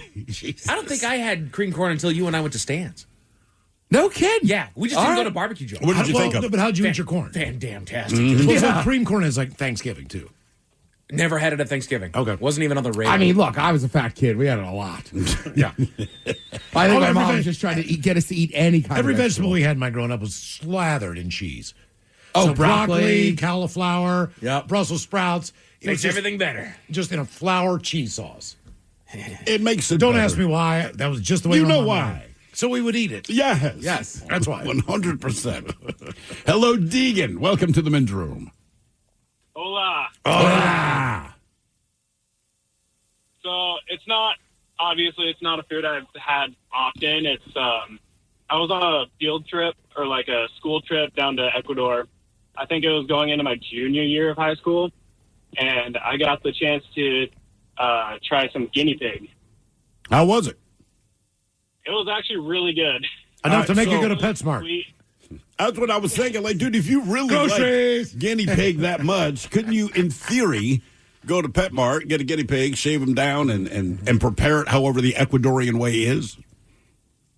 I mean, I'm sure you could, but I'm also very positive that's very frowned upon. So, Well, you don't tell people. Yes. You don't say, I'm buying this Look, guinea pig for dinner. Have you seen the Instagram video with the little kids where the little girl points to the cow and goes, cheeseburger, Right. cheeseburger. And then the next one's like, she's picking up a chicken, like, cook it. Right. It's That's okay, but not a guinea pig. If a kid does it, it's okay, right? Have you ever thought about, like, I'm going to buy a guinea pig and I'm going to cook this thing? No, I haven't. All right, that's probably a good sign. I will say this. Earlier this year, I was reading stories about Ecuador, and it was about guinea pig. And guinea pig is massive down there, right? I mean, it's like beef here. It's everywhere. It's on every menu. No big deal. But this woman there, she was not rich to begin with, but she said the one guinea pig product that basically Ecuador doesn't have that apparently people were missing was guinea pig ice cream. Guinea pig ice cream? Guinea pig ice cream, all right? So as I'm reading this, I'm like, I wonder what you do to simulate the taste of guinea pig. Well, she didn't simulate the taste, my friend. Oh, no. She used real guinea pig. But they were talking about a process of trial and error. So first it was, I think she boiled it and just tried to use the guinea pig juice to flavor the ice cream. That didn't work out so well, but not about taste. It was about consistency. But in the end, and I'm curious to know if you ever tried this, Deegan, but one of the big things there is guinea pig jerky. So she made her own guinea pig jerky. That sounds like it. And then put it in the ice cream. She chopped it up fine, kind of like fruit in your ice cream. But apparently, so she has the equivalent of a food truck. It's not brick and mortar, but people make a line around this thing, like that Mexican joint by us for her specifically for just her. That's the only thing she sells is guinea pig ice cream. Did you try anything like guinea pig jerky, or did you just have a meal at a restaurant? No, I haven't tried the guinea pig jerky, but it was at like this little villa that we stayed at for a couple nights, and it was just all chopped up into bits, and we would all just grab like a handful of it and just eat it. But it was very good. It was very sweet and very juicy. What would you compare it to, as best you can? Oh man, I've never really had a meat product like that. That tastes like guinea pig? As juicy and as sweet as it was. Yeah. All right. Well, let me ask you this. So you mentioned we go to PetSmart, we bought a guinea pig, we're going to cook it. Yes, that is frowned upon. Now, Deegan, I DM you and say, look, man, I did the PetSmart thing. We're having guinea pig tonight. I invite you over. Are you coming over to share in the guinea pig? I'll think about it. Mm-hmm. I may or may not show up. Have you had meat in your ice cream before? Meat in my ice cream? Yes. No. There is a place in, they have a little food truck I village. did not expect to be asked that question. No, they have a food truck village in Astoria. I don't know if they do it all the time. It's kind of near the bridge. But there's a guy there who does burnt ends. Everything is vanilla, by the way. All the ice cream is vanilla as the base. All right. And then you get a side of either like smoked crispy pork belly, but it's very finely chopped. Okay. Thick cut bacon. I can see that. All right. And I've had bacon on top of ice cream. So, yeah, but it's just like there's one pork product or a couple pork products. Bacon, burnt ends was beef.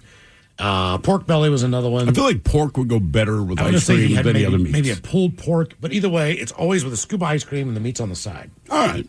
Did you try it? Oh, yeah. I did the burnt ends. And, okay, how was it? It's that salty sweet. Yeah. So, but it was really good because the meat was great. I mean, you could have done that meat with anything. But that was his thing. Yeah, but I think I would have to lean pork. I don't know why. I don't feel like beef and all that would work well. What the hell am I looking at? What is this? This is basically what you're looking at is an uncircumcised young man. This is a banana wrapped in prosciutto. Oh, that's right. I'm looking at it. Which someone said was good on Reddit. This is their combination they like. So we figured we'd give it a shot. All right, here we go. My banana shot out. Ew. I do not like this. I like both individually. I do not like this together. I'm a throw. I like both individually. This is not a good combo. Oh, no, it's terrible. Oh, no, that's not good. That's a waste of prosciutto. Pissed that it's in my mouth now. Why the banana? That's what I'm saying. They're both fine on their own, man. Oh, God. Again, who came up with this? Is this a stoner or a kid? Stoner. Gotta be a stoner because the kids can't afford Let's see what their prosciutto. actual quote was. God. Banana with prosciutto wrapped around it. Well, prosciutto wrapped melon is delicious. Yes. Even if you wrap it around an apple, but not banana. Not a banana. That was bad. Yeah, I just Where'd you watched get the that down below. prosciutto? Next door. At this legitimate store. At the good one over there on the That's other Boar's Head. Don't worry. All right. We surely we won't die now. That prosciutto tastes good. Banana tastes good. Yeah, I slid my banana out and separated them. Yeah, you did. Baby. What do you eat that makes other people go, ooh? Or what did you eat that made you go, ooh? 206-803-ROCK. Now, a little bit of the meat slime on the banana is not bad. And that's a beautiful description. Meat slime. Meat slime. Meat slime. We just brush our bananas with prosciutto slime. Meat You'll slime. love it. Yeah, you're going to love it, dude. Hello, Jackie. Welcome to the men's room. Jackie. Uh-oh. That sounds weird. Her phone's been off. Where are you, Hello, Jackie? Aaron. Welcome to the men's room. Hey there. Hola. Hola. Oh, Okay, so it's not going to top guinea pig, but it's cottage cheese ketchup with smashed potato chips. Cottage cheese, ketchup, and smashed potato chips. I can right, see yeah. this working because I feel like you could take a bite of all three of those things in your mouth. Yep. And then you're just chewing it together, and you just cut out the middleman and said, why chew it separately when I can make it one dish? Exactly. You get the salty and the sweet, too. Well, people do a lot of weird things with cottage cheese. Look, I'm going to eat some cottage cheese tonight, right? Because I got a fresh bottle of... With what? Old Bay hot sauce. Okay.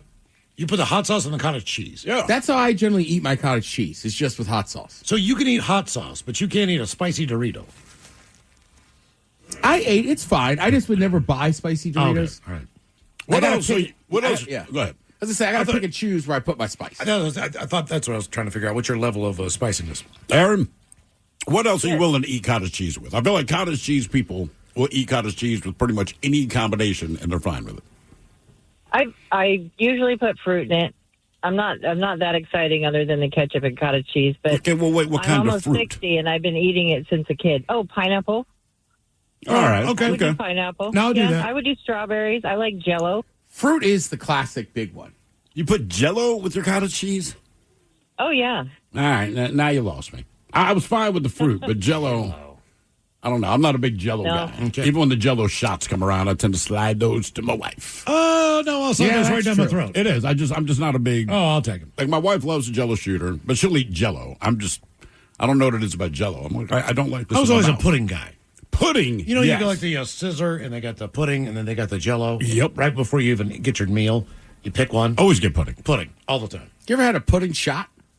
No. For a while, people were trying to put liquor into pudding, kind of like Depending Jell-O on the shots. liquor. Liquor pudding. Yeah. I mean, I don't know. To me, Baileys like, or Jell-O something? shot just is easier. Like, if I had a choice between Jell-O and pudding, I'd eat pudding. Right. But if I have to have one contain liquor, to me, it's Jell-O. But I give it Irish cream or Kahlua with a chocolate pudding, right? Because traditionally, what the Jell-O shots, vodka or vodka. Yeah, pretty much. Yeah, I I'm mean, just thinking- our place, they get quite crazy. They and do they'll get mix it. crazy. But, like, I've had those tequila ones, and I almost want to vomit. Really? Just chewing tequila, I'm just like, ugh. Well, when you say it like that, yeah. What do you eat that makes other people go, ooh? Or what did you eat that made you go, ugh? 206-803-ROCK. Oh, yeah, you emphasize it. And vomit. There's a difference. Mike, you eat something I think's gross. I go, ew. Yeah. I put it in my own mouth. It's because you're trying to separate it. I want it out of my mouth. Hello, Scott. Welcome to the men's room. Hola. So I've eaten a lot of weird things, but back in the 90s, I was a soda jerk, and I got tired of the same old, so I made a vanilla shake with sauerkraut and black jelly beans. Why? Why did you put this together believing that you were going to like this? I had a suspicion it was going to be disgusting. And was it? It was disgusting. Okay, all right, no, okay, fine.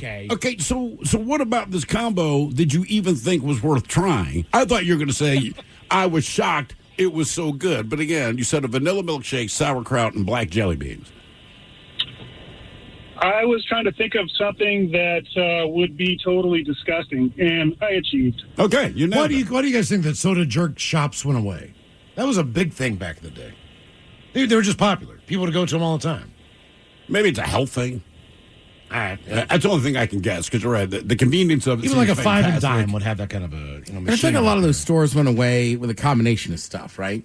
I would say fast food just became so prolific. This is true. That you could get sodas other places. And then it seemed like the giant stores just kind of took over. Yeah, the Walmart showed up and was like, we got everything you need. And look, I get both sides of the argument, right? I get why people go to those Walmarts, but it does kill any little other local store you have for the most part. But you had places like Woolworth, right? Yeah. They were national, and I mean, the stuff was what it was, but they had it. I don't even know if it was a full-service restaurant. They had a counter, yeah. But you could always get pancakes and that kind of thing. But I remember my mother would drag me there, and I'm a little kid, and so that I didn't annoy her and I didn't get bored, like, she sent my ass to that the diner. Yeah, Woolworth, I would always go to as a kid. Same thing. You were happy to. You'd sit at that counter and get a milkshake. $1.99 breakfast, too. A couple eggs, bacon, and when piece you're a of kid toast. and you're cute, like, they give you an extra pancake. They give you a little extra of your Also, milkshake. I would think maybe prolific in the 80s was the mall.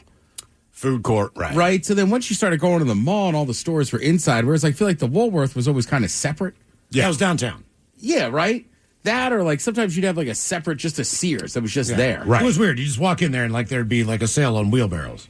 Oh, and then and then look there's over clothes and next yeah, to it. there's like people sitting there eating. Like, Yeah, and you could buy a goldfish. Yeah, I mean, it was full-stop shopping, man. Still to come, Taryn Daly and Steve Biggs from the Daily Biggs Morning Show. We're going to sit and spin. We've got 10 one-hit wonders on the way. And your emails coming up next in the men's room at KISW.com. To remind you that 60% of sales on Amazon come from independent sellers, here's John from Devil Dog Pet Company. We run our family business from Sterling Heights, Michigan, but we can reach customers all over the country thanks to Amazon. Good boy. Shop small business on Amazon. What's up, guys? It's Candace Dillard Bassett, and this is Undomesticated. Follow and listen to Undomesticated, available wherever you get your podcasts. Did you know Tide has been upgraded to provide an even better clean in cold water? Tide is specifically designed to fight any stain you throw at it, even in cold. Butter? Yep. Chocolate ice cream? Sure thing. Barbecue sauce? Tide's got you covered. You don't need to use warm water. Additionally, Tide Pods let you confidently fight tough stains with new Coldzyme technology. Just remember, if it's gotta be clean, it's gotta be Tide. Washington Trust Bank is now in Barclay Village in Bellingham. Okay, what's so awesome about that? Well, it means local decisions will now be made by local bankers. Oh, that's awesome. And your banker will now also be your neighbor. That's also awesome. And it means your banker is focused on your goals and your bottom line, and not some corporation in another state. That is awesome. What's your awesome? Whatever it is, Washington Trust Bank will help you get there. Member FDIC.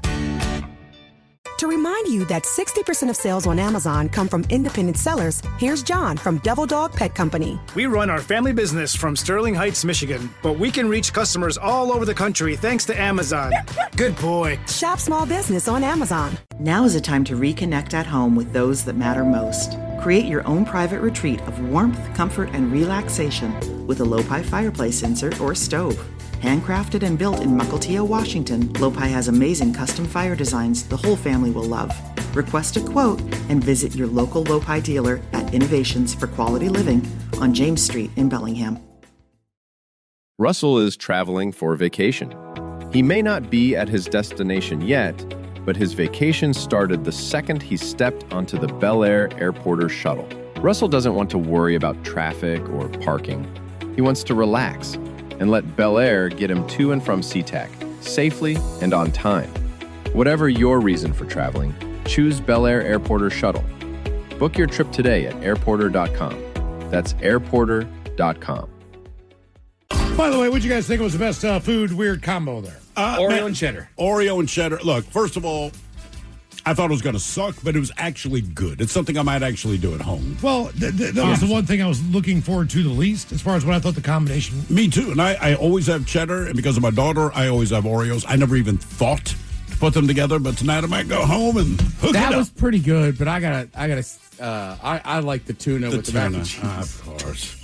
I know you did, man. It wasn't the worst. I've never had that before. I could eat it if someone put it in front of me without frowning. But you also keep in mind, I'm the kind of person that'll just cook one bag of rice and throw a can of tuna in it. Oh, wow. Okay. Well, you add a little, what do you call that?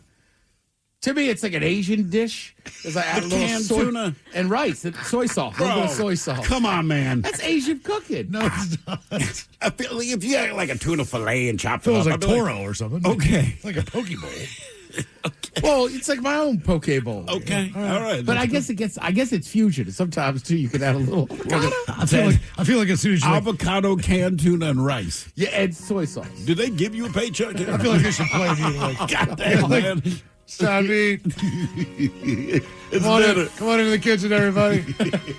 Yeah, the food's ready. Why wouldn't make that for other people? But sometimes Dad, during the week, you're just Dad, when are we going to get a colored TV like everyone else? I like the hungry man instead. I'm cold. Just put it on a sweatshirt. We're not putting on the heat. Damn, man. Mom's house has space heaters. Right. Sure it does. You're gonna learn toughness to that kid.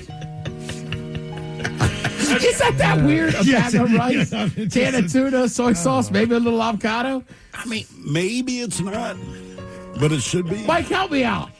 You were a single guy forever. I mean, it's not the oddest combination. Like, I don't know if I'd go tuna, but, rice and protein ain't bad. Hey. Throw some peas and corn in there. I'm never going to judge anyone by what they eat, you know? Because you remember my lunches, I had the rice with, like, the chicken and corn and peas in there. So I get a little soy sauce and butter. Yeah, your lunches used to be bad. 10-1 I'm sorry, dude. It's very nutritious, man. But they were well balanced. Yes, they were. I'm not going to argue that, but it's just I'll never forget I would not eat that. I'll never forget the beef and broccoli hamburger. What's so gross? What are you doing? What's that gross? What are you doing? Hey, I protected you then. Now you got me out here on Rice Tuna Island. Again, I'd go off with the tuna, but then again, tuna's not exactly my favorite if it's not in like a sandwich. But damn, really? You gave me grief on my rice bowls? Bro, beef and broccoli. Putting rice in a bowl does not make any rice bowls. People perceive it. You know No, it makes it an Asian dish. It's fusion. Why do you hate me? What did I do? Beef and broccoli, that was also good, man. Here's an Oreo with cheddar, kid. Shut up. Maybe I needed to season the ground beef a little bit. Okay, a little bit. Let's move this along real quick. We got some birthdays to take care of. Time for a few emails to the men's room at KISW.com. Let's see here. Couple from today, and what did you eat that made you go ooh, or what did you eat that other people? What is that? Pachola's my old boss used to. What is that? Why would you do that? What are those? It's rice and it's tuna. What are those? My old boss used to love Fritos and peanut butter, dipped or on a sandwich. He swore by it. No. More from Jenny. No. Did anyone have the heart to tell your boss he's a jackass? Like if Once they left. They were cooked in peanut oil, maybe, but no. I mean, there's just certain things you can't let go, right? The boss is the boss. There's certain things you can't say to him. But if our boss, we're sitting at a meeting, and he started dipping Fritos in peanut butter, I would speak up. Yes. Yeah. It could be the CEO, and I'd be like, you need to stop. Guys, freshman year, Evergreen State studied abroad in China. Went to a restaurant was her in name? Beijing. There were two things I tried that probably would make most people cringe. Don't say balut. I tried donkey meat. Oh. What actually tasted God, like... he's an ass Give me a man. slice of that He ass. says it tasted like green beef. Does that mean he meant ground beef?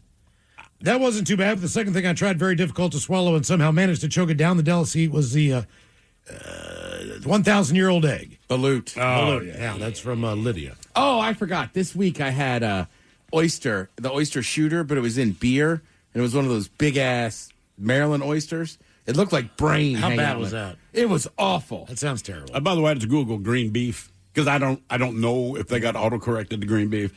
I'll assume they make ground beef. According to Google, green beef can refer to either an iridescent sheen, often seen on cooked beef due to light reflection, or a true greenish color, indicating spoilage from bacteria or mold. Guys, cinnamon rolls with my chili. My wife doesn't like it at all. Back in the Midwest, we ate it all the time. That's a massive Indian or Midwest thing. Very The Midwest. sweetness of the chili makes And sense. Well, they eat like the sweet spaghetti. Yeah. Right. So that makes sense. Which was okay. Ola, you people. Fine. Growing up when I was a teenager and learned how to cook, I decided to try my hand at cooking chicken breast. Well, my family did not own a computer at the time, No way to look up a temperature time or anything like that. Uh-oh. So I assume you cook all the meat the same. And I enjoy a bloody steak, so therefore I cook my chicken medium rare. I ate it for 6 months till my mother caught me doing it and almost did a backflip. No. Needless to say, I cook my chicken all the way through now. Yeah. Never got sick. That from Jose of the Kentucky chapter. Okay, do we have time for a couple of birthdays here? Brought to you by Men's Room Roasted Red Salsa from San Juan Salsa Company. Dip responsibly. Let's see. Boo bitches. Boo. Today, my daughter Ellie is 2 years old. My wife and stepdaughter love the men's room and love the shout-outs. Can we get the who scream, followed by an uh-oh lookout, some fart noises, topped off with some dad jokes? Love you guys. That from the Shatuk family. Uh-oh, look out.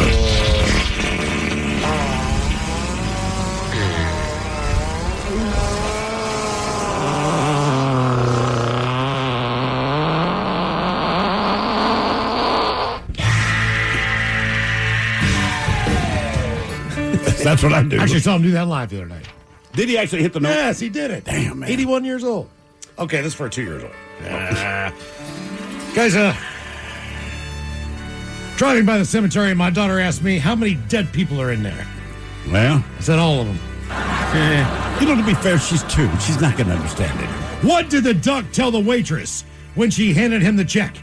Where's my bill? Put it on my bill. That's right. Put it on my bill. Yeah. Guys, after listening for more than a decade, it's about time I made the birthday shout-outs. Today is my 39th. So can I get some dad jokes and you all talking all over yourselves about Mike's micropenis? That from Jack in Charleston, South Carolina. Guys, I got fired from the gym because I couldn't bench 50 pounds. Oh, yeah? Yeah. Had to put in my 2-week notice. Well done. Get it? 2 week. 2 weeks. He's 2 weeks. 2 week, yeah. I get it. Yeah. A doctor fractured his leg while auditioning for a local play. Oh, yeah? But he still made the cast. And one more. Guys, how do you say constipated in German? You should know this. No pushing it. That's not bad. I don't know. Far from pooping. Far from pooping. Far from pooping. Yes, that's exactly right. Well, we have to second, talk I got about Mike's micropenis. Does that mean you Mike, somebody yeah. call about a I don't know. micropenis? I don't know. Oh, that's didn't right. Mike- I'm not gonna Who the hell they talk? I was buddy. It was His buddy's name Mike has a micro. Mike, if you're listening, we all know about your micropenis. Didn't get your last name. And finally, for the birthday request, all of today is my wonderful, hardworking wife, Nako's 50th birthday. A little backstory. Last year, I sent in a request for my son for his birthday, a request for my daughters on her birthday, but forgot about my wife. And she let me know about it. So here we are, 1 year later. She let us know about it, too. So can I get a Leroy Jenkins, the Dirty Germans, talking about how sake isn't the only thing we'll be drinking tonight, and a Ted Smith dip responsibly for the San Juan Salsa Company promo. Thank you guys, and keep on rocking. That from Joey.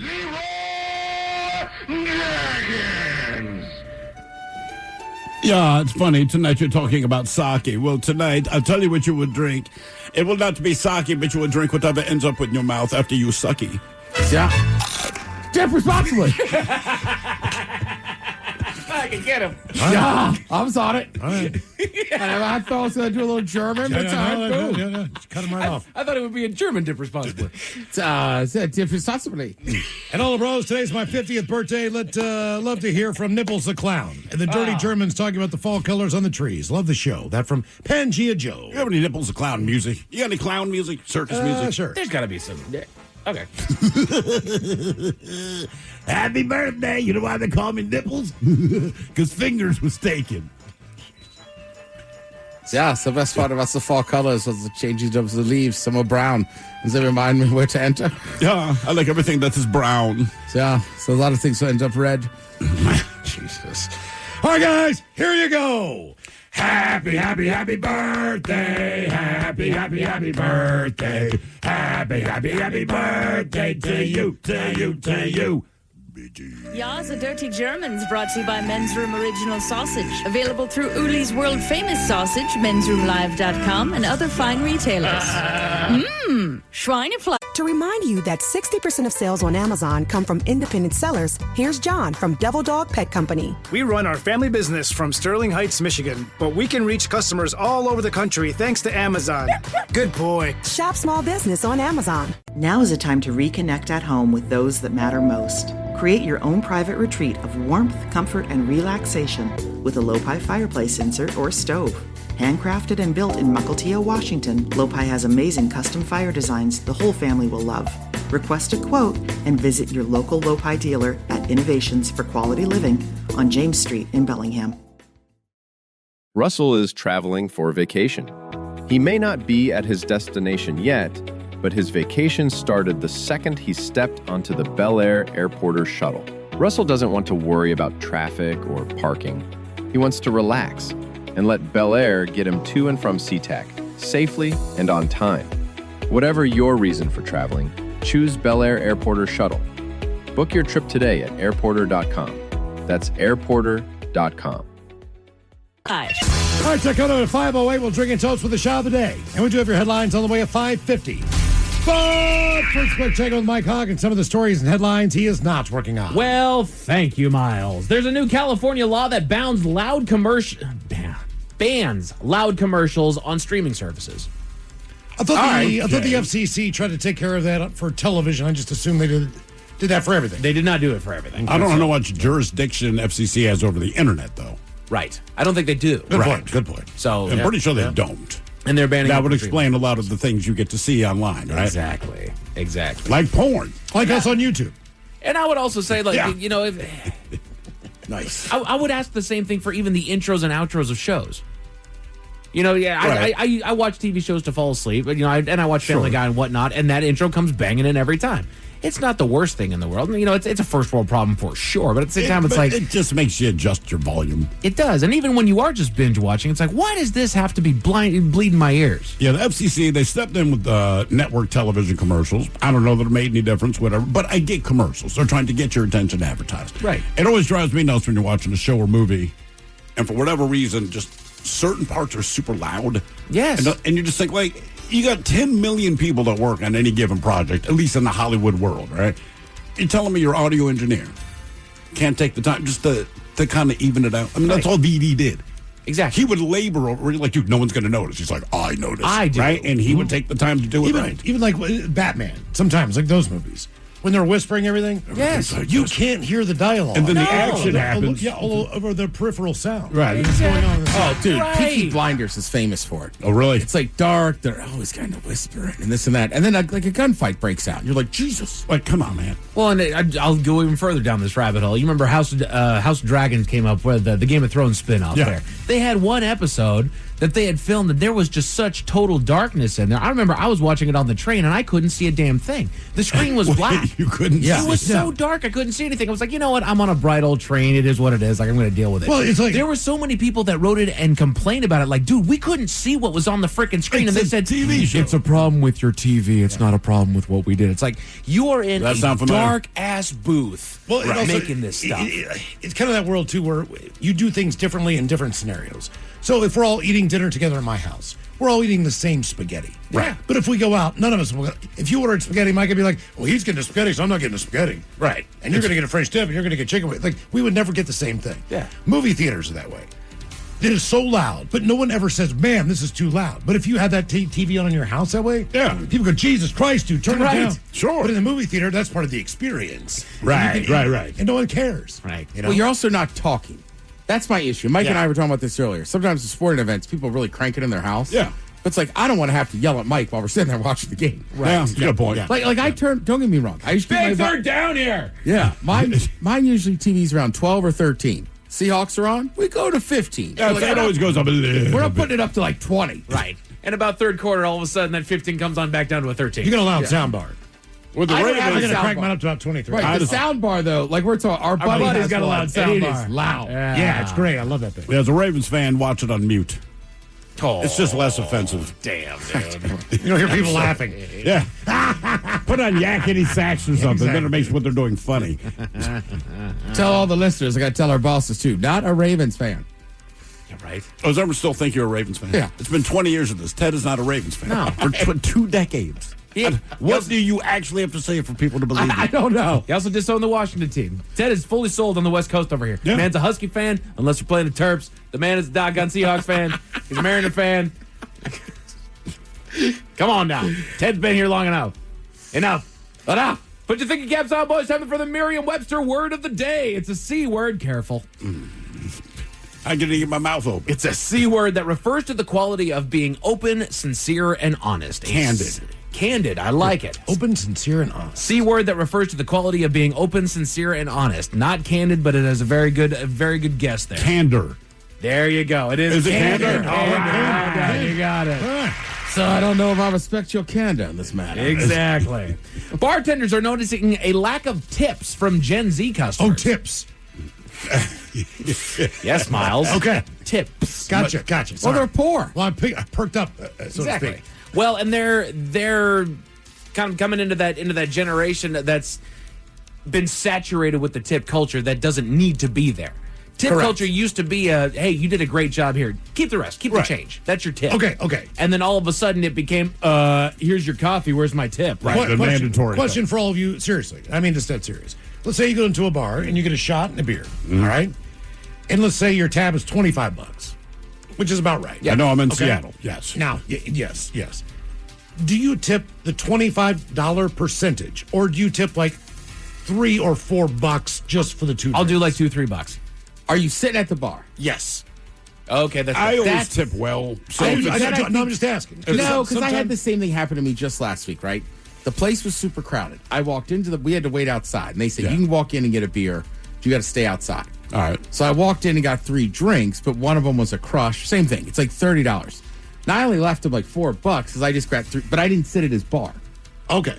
So if you're sitting at sitting the bar, you got to tip on what the bill is. Because I was also told, someone explained it, this was their theory, not that it was a right theory. If you order food, all right, then you tip the percentage. If you get 3 drinks, $6, $2 on each drink is fine, no matter what the total of the bill is. And I was like, okay. You know, I don't know. I don't know. It depends on you. Like for me know. at a bar, at a restaurant, I typically will tip on the percentage. Yes, I do too. Because right, they're just bringing the food, and I get it. And I don't mean you're just bringing the food. But you're not going to hang out and talk to me, and I understand why. You got S to do, right? If I sit at the bar and I got a $25 tab, I'll probably drop $10. And the reason why is I'll probably come back to your bar, and what I found in my experience, one, I can do it now. This has not always been the case, but when you go back to the bar, even if you don't think they remember you, and I've had this a few times, bartenders are busy as F, and just look at me, hey man, first one's on me. Oh, sweet, cool. Sweet. Yeah, it's the memory builder. If you tip well, they'll remember you. But that's a tradition that we've had. That Gen Z is just they're kind of issuing out, if you will. In fact, there's a lot of traditions that they're going to probably just show the door. The Men's Room Top 10. The Men's Room Top 10. Yeah. So these are 10 traditions that may die with Gen Z. Number 10 being large traditional family holidays. Large multi-generational family gatherings for holidays may be on the decline. This is partly due to failing birth rates and the geographical and lifestyle changes that leave extended families more scattered.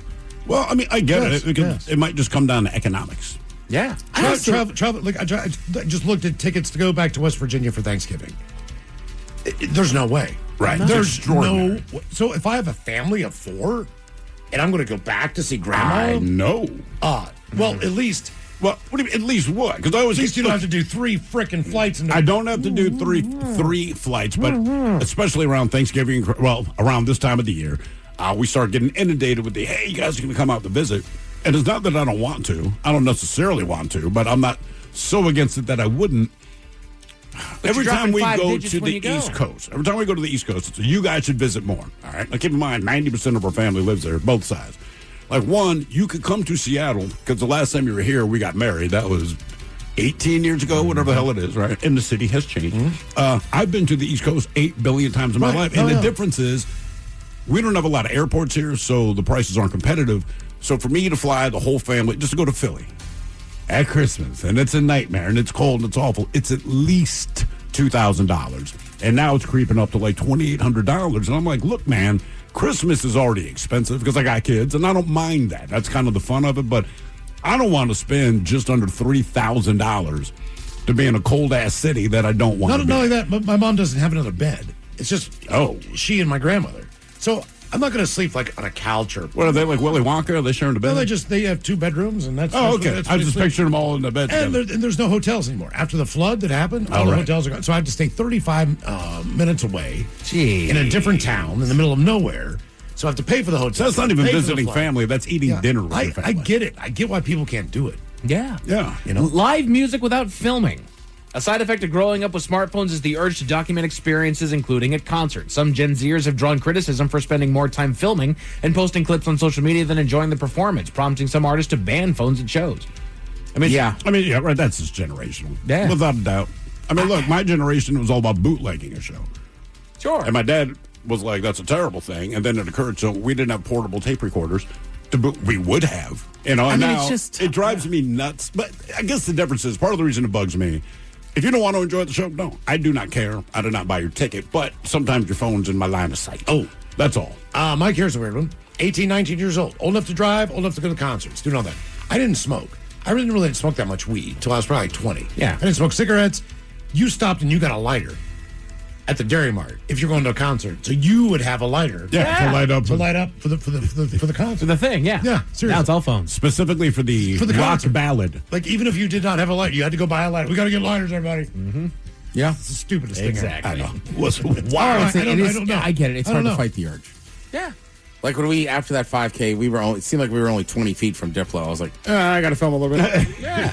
I've shown it to nobody, Yeah. but I'm guilty. But part of it is because we can. Yeah. The department store shopping experience. Traditional retail is losing ground to online stores and shopping on social media platforms like TikTok. Gen Z prefers a wider selection with the ease of online shopping, with many favoring secondhand or vintage clothes over fast fashion. Oh, my kids are all about the vintage thing. Them, their friend. It's cool because they're like, hey, man, for $20, they'll come home with 4 different articles of clothing. But I'm like, thrifting is the big thing with them. Mm-hmm. Mm-hmm. Some of their style choices I question, but like, oh, that was cool 40 years ago. All right. 10 traditions that may die with Gen Z. They go paying for cable TV. Yeah, of course. As cord nevers, most Gen Z have little experience with or interest in cable TV or satellite. Streaming services and on-demand content are their default for entertainment. Studies show that roughly 65% of Gen Z do not have cable subscriptions. It's just not how they watch anything. It's not how they watch television things. in general. I mean, But also, and I would challenge, you can put on shows that people want to watch. Right? Just as a matter of truth, nobody cares where they go to get the thing they want if they get the thing they want. I just think it's tough if you like sports. Sports, absolutely. That's a whole different animal. But even that's starting to bleed over. You got Peacock and Amazon, which are both streaming sports. You got but they're making deals with that. It's not like sports is dying on the Viacom network. They just realize they can make more money to stream it, which irritates people like us. I'm kind of figuring, just even worried about next year in the Mariners. How will they? What are they going to do? Where are they going to be? Absolutely do. Owning a car. Younger generations are less likely to own a car compared to the older ones, driven by rising costs, climate concerns, and the availability of ride-sharing and meal delivery services. Gen Z prioritizes transportation that aligns with a more urban and tech-centric lifestyle. I mean, it depends where you live, sure. Correct. I mean, that's what if you live in the city, I get it. If I live on the cut, I still need a vehicle just to get to work. Exactly. Grocery store. But again, I think cost has a lot to do with a lot of things. Mm-hmm. Formal greetings like handshakes, they say. While the handshake is not yet extinct, Gen Z has expressed significant discomfort with physical contact in professional and social settings. This aversion has been amplified by the COVID-19 pandemic and the rise of remote work. Well, you're not meeting anybody and sitting there and needing to shake hands. And a lot of times it's just the dap now. Yeah. Right? Whatever. I can live with it. Exactly. But depending on the situation. Bring it in guy. Bring it in. I met a lot of bringing in guys. Here. Bring it in. Come on, bring it in. Like I just met you. I'm a hugger. Okay. Like if you're my buddy, I know you. Sure. I haven't seen you in a while. Absolutely. All right. I had a few of those last week. That's what I had to. Strangers or people you knew? Just like my brother was introduced me to people. I'm like, either the guy or the wife would be like, we're huggers. I know. They always let you know. Bring it in. I'm a hugger. Bring it in. I should have been like, I'm not. Freak. You should have told Mama sweater. Weirdos. What now? Exactly. Yeah. Brad and Impasse, you still a hugger? Because I'm still a sweater. No, man. I got hot bees. I can't do this. Or just put your arms up so good, smell it. Yeah. Look, it's the truth. It was 80-some degrees. I was sweating my ass off. Like, you want a hug, I'll hug you, but you're going to get a little damp. Yeah. And then I'll leave you with this last tradition that may die with Gen Z. Not shocking at all. The traditional phone call. Growing up with messaging apps and social media, many Gen Zers experience telephobia or anxiety when talking on the phone. They prefer communicating on their own terms via text or voice memo, causing some employers to report a noticeable difference in phone etiquette among younger employees. And I get it, because when it comes to texting and when it comes to, even just a voice recording and whatnot, you have a minute to gather your thoughts. You can figure out what it is that you want to say to this person. I don't have to respond instantly. Right, put it eloquently, as opposed to be called out on the spot, which is not, you're on the phone. It's not like it's going to be the end of the world. It's horrible. My mom, I've told you guys this. My mom will call, and I'm like, oh, Jesus, what the do you want? Right. Not, oh, it's my mom, I love you. Yeah. Because I do. I love her. I miss her. But when I I think see it's that because phone ring, I'm like, who died? What happened? What do you want? What's the problem? Because what you can what went see wrong? it. When we were growing up and you just had a landline, you did not know who was calling. Yes. So you never minded answering the phone. It was a surprise. It's weird, but you'd be like, hello. Who's this? Surprise. You were disappointed if they wanted to talk to someone who wasn't you. I knew every one of my brother's friends. Yep. I was basically my parents' secretary in that day. Oh, absolutely. They told you how to take a message for me. I have a few friends I just judge on the time of night. Like, I have one buddy, I love him to death, but if he calls me and it's 7 or 8, I know he's hammered. Right. And he's going to go on for an hour. I'm not doing it. A man in St. Louis was arrested as the suspected robber of a local Dave's Hot Chicken, and you won't believe why police think he's the one, Miles. Why do you think they caught him? Tell you all about it at 5:50. Thank you, sir. Headlines are coming up at 5:50. In the meantime, have we made it to drinking time? Somebody out there deserves to be recognized. And the men's room knows just who it is. So to you, we say, bottoms up, sailor. You're the toast of our shot of the day. Drink time it is, and as usual, we head to the drink test can Stephen Thrillhill to find out who we're toasting. Yes, indeed. And before we get to the shot of the day, we do this in honor of Linus, Mike. In honor of Linus. Cheers to you, brother. Yeah, you got it, bro. But today we toast a woman identified only as Mary from somewhere in Australia. Now, Mary was recently at a mall with her 3-year-old Promise. And like many 3-year-olds, well, Promise has an affinity for stuffed animals. Well, the mall had an arcade. The arcade has a claw machine, and the claw machine was filled with stuffed animals.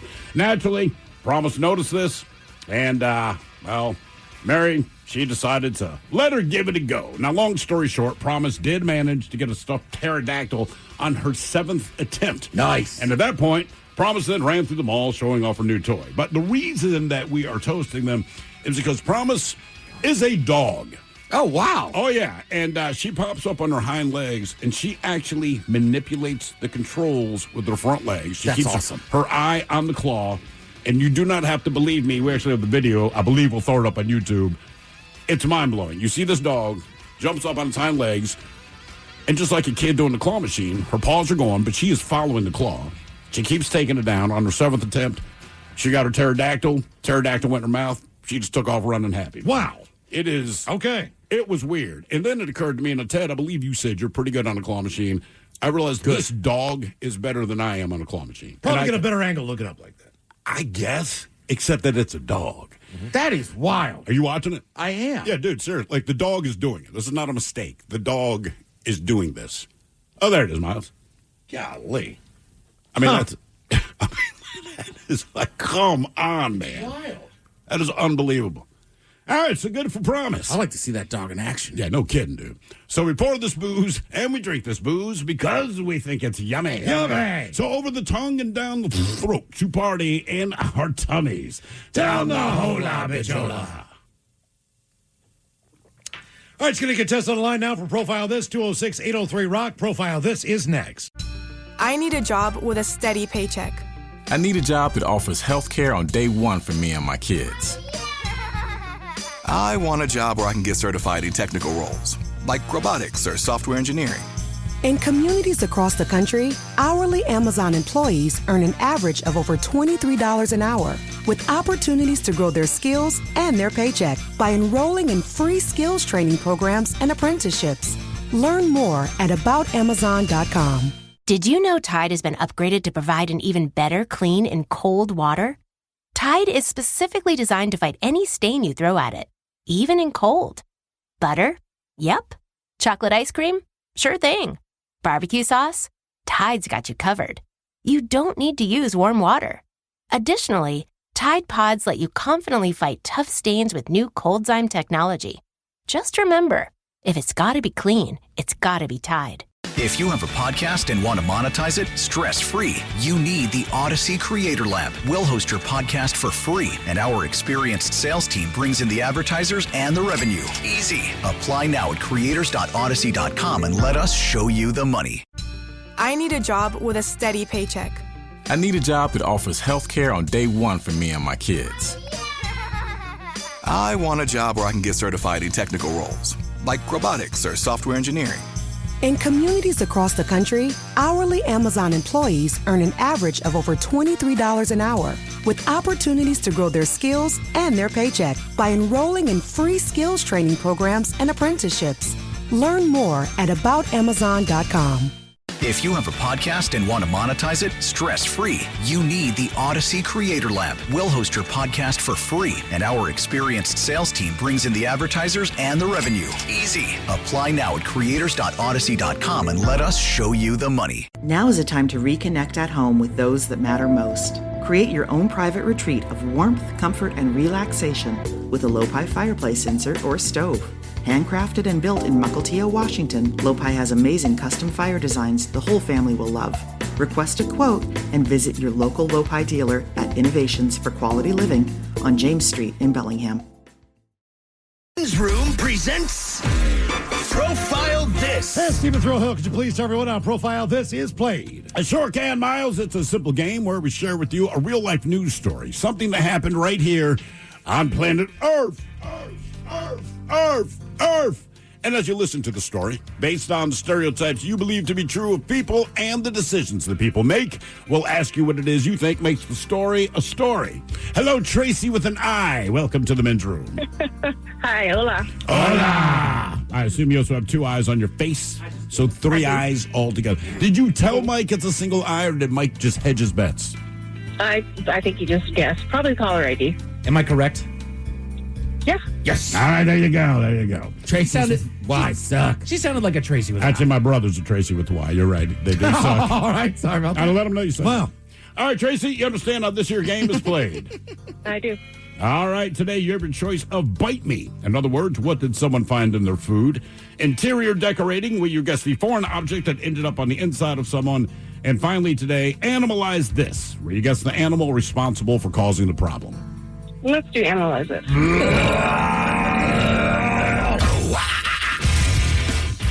All right, we go to Oregon, where police were called to round up multiple animals that wandered into a neighborhood and blocked a road.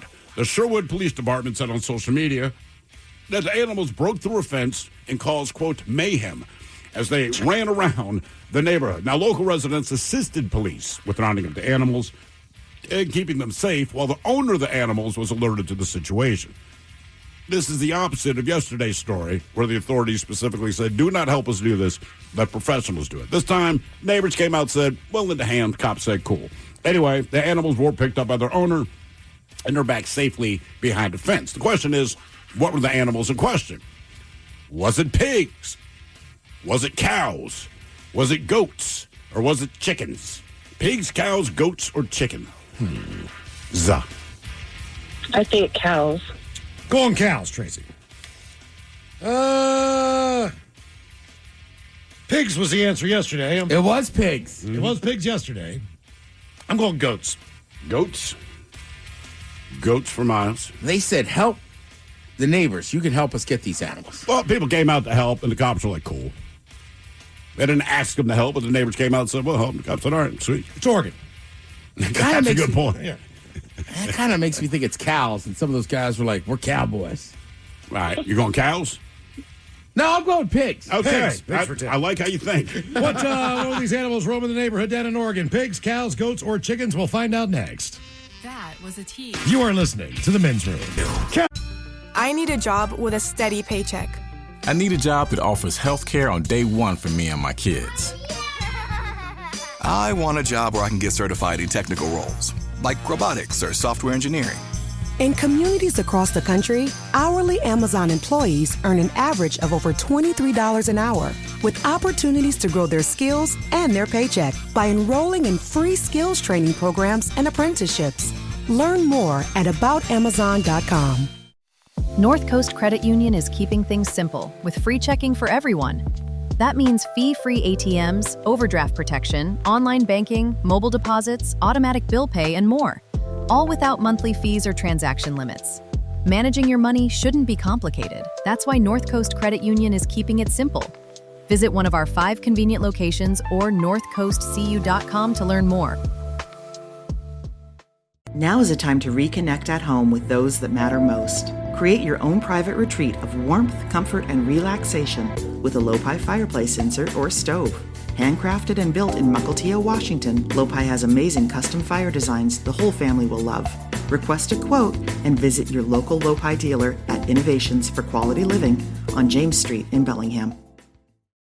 Category is animalized as on profile. This Oregon police had to round up multiple animals that broke out of someplace and ran through a neighborhood. Question is, were they pigs, cows, goats, or chickens? And Tracy, that is a question that we posed to you. Let's start with Miles Montgomery. Miles Montgomery, you went with goats. Goats. It was not goats. The Ted Smith, you went with pigs. Pigs are hot. It was not pigs. Pigs are super hot, dude. Super hot, dude. I'm on so many websites with them. And Tracy, you went with cows. And Tracy, you are correct. Cows! So my first thought was correct. There's cowboys in that town. Don't brag about your first thought. That is not the answer you gave. Fair. Yes, there are cowboys. So Eastern Oregon. I'm guessing probably Eastern Oregon. Have you If been there to were the pigs or the pigmen, like, hey, I'm a pig boy. I heard your pigs are loose. I'm a pig boy. I think you're a pig farmer, not a pig boy. What? It's a cowboy. Why not a pig boy? What's worse, pig boy, goat boy, or chicken boy? Or chicken boy? Pig boy. Really? Yeah. What are you going to do, pig boy? Yeah, you're right, pig boy. Now for all TV news all the time, it's time for TV Time with Ted. And now, because your pathetic life is confined to countless hours in front of a talking box, the Men's Room presents TV Time with Ted. All right, your choices today. You got the Jimmys, Fallon and Kimmel, Seth Meyers, Colbert, Steven, Ted Smith. Is it Ted or is it late night? It is right through the title. These guys have teams of talents and writers help them come up with their monologues each and every night. It is up to you to determine, is this an actual late night joke and from whom, or could it be a The Ted Smith original? The IRS is getting its 7th leader since January. The IRS is kind of like the Jennifer Lopez of government. The Ted Smith. Yes. Yeah, that is big. That's a good one, though. Yeah, she's got a lot of rings. Her and Tom Brady have about the same. I know. Did you see those photos of Affleck and her together the other night at some premiere? Jello? Yeah, and they're like, oh, there's still a spark there. Like, yeah, as long as they're not married, there's a spark. Yeah, because they can both get laid. Organizers in Denver hosted a Taco Bell Ultra Marathon where participants stop and eat at 9 Taco Bell locations over a 31-mile course and must order a Chalupa Supreme by the 4th stop and an ambulance by the 5th. Ballot. Seth. Organizers in Denver hosted a Taco Bell Ultra Marathon where participants stop and eat at 9 Taco Bell locations over a 31-mile course and must order a Chalupa Supreme by the 4th stop and an ambulance by the 5th. I heard a little audio from that. One girl was like, I've had a cheesy roll up in my waist for 4 miles. God, that's baby phrasing. I'm with you. I'm like, I know what you mean, but damn. Taylor Swift That's your name for it? broke multiple Spotify records, including most streams in a single day with The Fate of Ophelia. Shakespeare was like, our Darth slayeth again. Colbert. Fallon. Taylor broke multiple Spotify records, including most streams in a single day with The Fate of Ophelia. Shakespeare was like, I doth slayeth again. Take a timeout. Pharmacy chain Rite Aid announced last week that it's officially closed all of its stores. Ugh. Tough break for all the people still waiting in line. Seth. Fallon. That's Seth. The pharmacy chain Rite Aid announced last week that it has officially closed all of its locations. Oh, tough break for the thousands of customers who are still in line. You can also stop chopping down trees in Brazil now. Why is that? Do you remember how long those receipts were? You're Rite right, Aid? dude. Yeah, I bought two things. Why is there 18 feet of paper? That big. It's wild. That doesn't shock me. They've been kind of getting phased out over the years. Who bought them? Did Walgreens buy them? See, that's what I was saying to Mike yesterday because he was like, how could pharmacies not stay in business? And I go, well, it's not just the pharmacies can't stay in business. They get bought by private equity firms. Right. And then they're basically just going to close them and consolidate it into one. So that's why you're going to see CVS's everywhere. Yep. Yeah, I think it's CVS Walgreens. CVS Walgreens. Yeah. I think they're buying them all. Yeah. Yeah. Well, that's what's fun about sports, competition. Mm-hmm. Yeah. Yeah, I know. You get to pick your favorite. Mike, I think it was you just last week talking about Dick Van Dyke. Indeed. How he's 99. His birthday's in December. If you don't know Dick Van Dyke, he's like him and his brother, right? Jerry Van Dyke. Yeah, we're both of them kind of famous. Dick Van Dyke had the Dick Van Dyke Show. Was it Coach? Right, Jerry was on Coach. All right, yeah. But they were both pretty funny and hilarious. So anyhow, he just said, it'd be kind of funny if I didn't make it. Hilarious. Make it to 100? Yeah. Which, to me, this isn't dark or weird. Like, he's a comedian. He's just like, look, it's in December. I'm only a few months away. That'd be kind of funny if I didn't make it. Yeah, if he checks out when he's 99 and 364 days old, yeah, that'd be hilarious. Yeah, right. Then it's funny. Then it's funny. He says, quote, I brag somehow about how I made it to 100. Then turns out I didn't know I was going to live this long. I would take better care of myself. It's frustrating to know I don't know what I did right other than my wife. I didn't do anything right. You know, he goes to the gym every day. Right? He has nothing else to do. About to say, he takes great care of He himself. does. The guy can still He does. dance. Damn. Yeah. I can't even dance now. I think he came out 2 years ago? I couldn't something like dance that, then. And he's still His started wife's cutting only the rug out on stage. 54.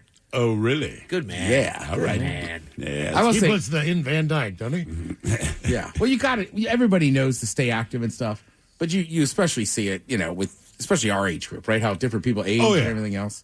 I will say, kind of dark, but my grandparents, right? Like they were going to have their 50th wedding anniversary. Mm-hmm. So they're old school. They're pretty. We got to wait to whatever. And somewhere along the line, they said, let's just have a couple months of the summertime. Everybody's free. Thank God.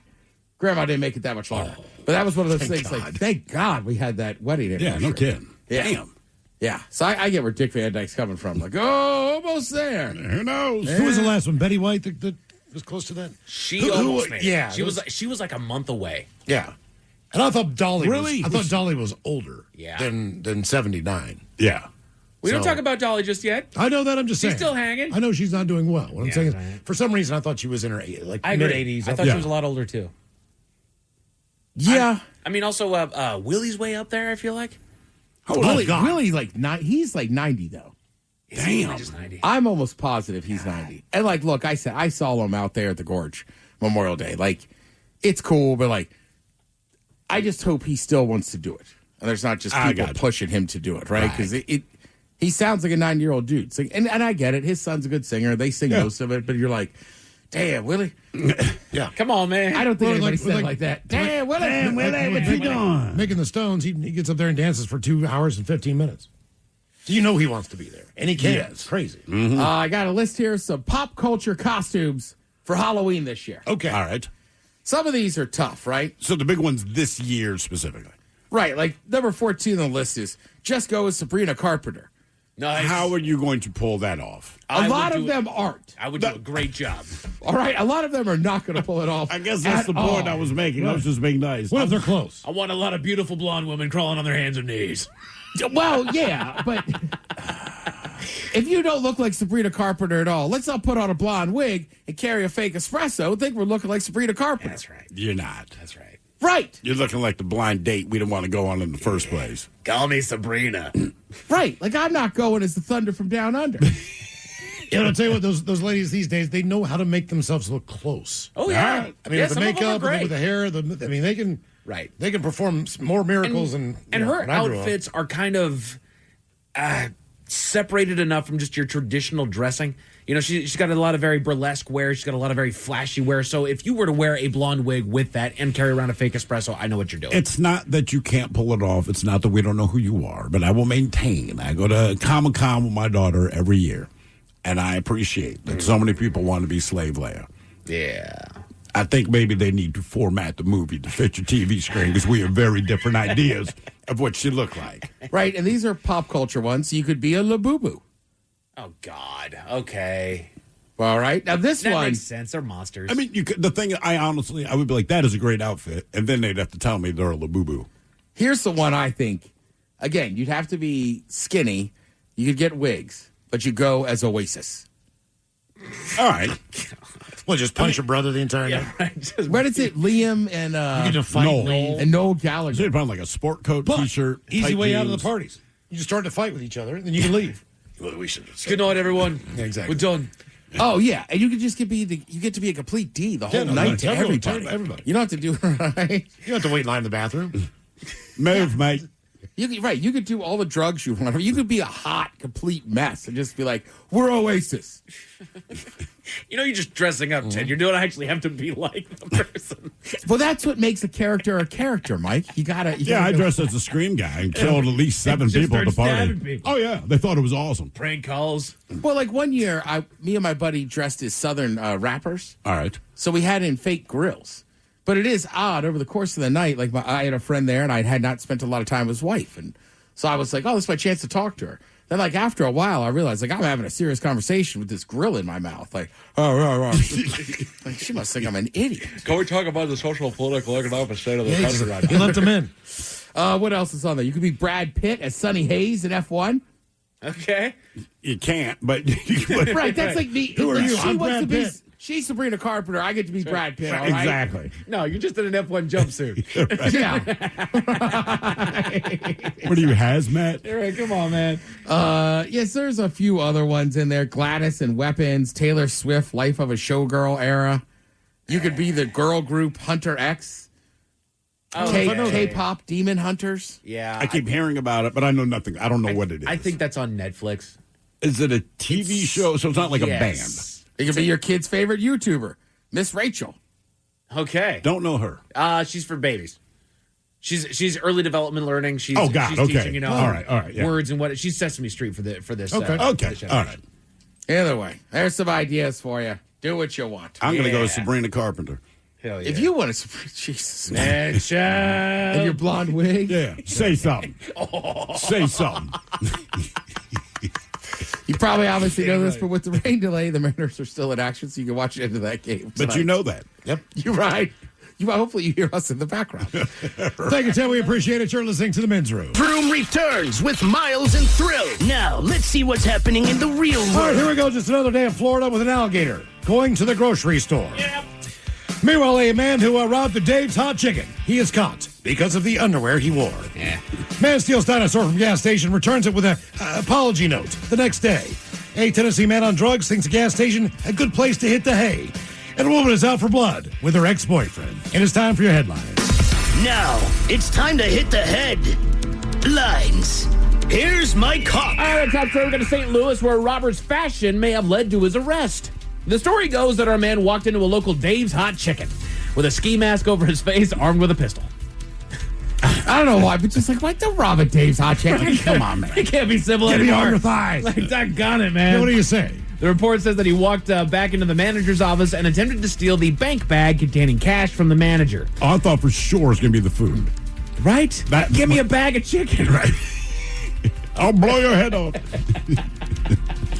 Just give me a bag, man. Don't die for it, brother. I will shoot you if you did not hand me that bag of goddamn You chicken. don't want to die for this, man. They don't care one about more you. time, brother. Let go of the bag. They don't care about you. A scuffle between the two ensued, which was caught on camera. Although visibly disheveled, the robber was able to make off with the cash. But officers eventually spotted a suspect that they were able to link him to the crime because he was wearing the exact same true religion underwear that the surveillance cameras caught him wearing at the time of the robbery. Did he not have pants on, or did his pants get pulled down? I think during he the was just scuffle? sagging, probably. Yeah, right. Come on, dude. So, I get it. That led to his arrest, and I find it hilarious.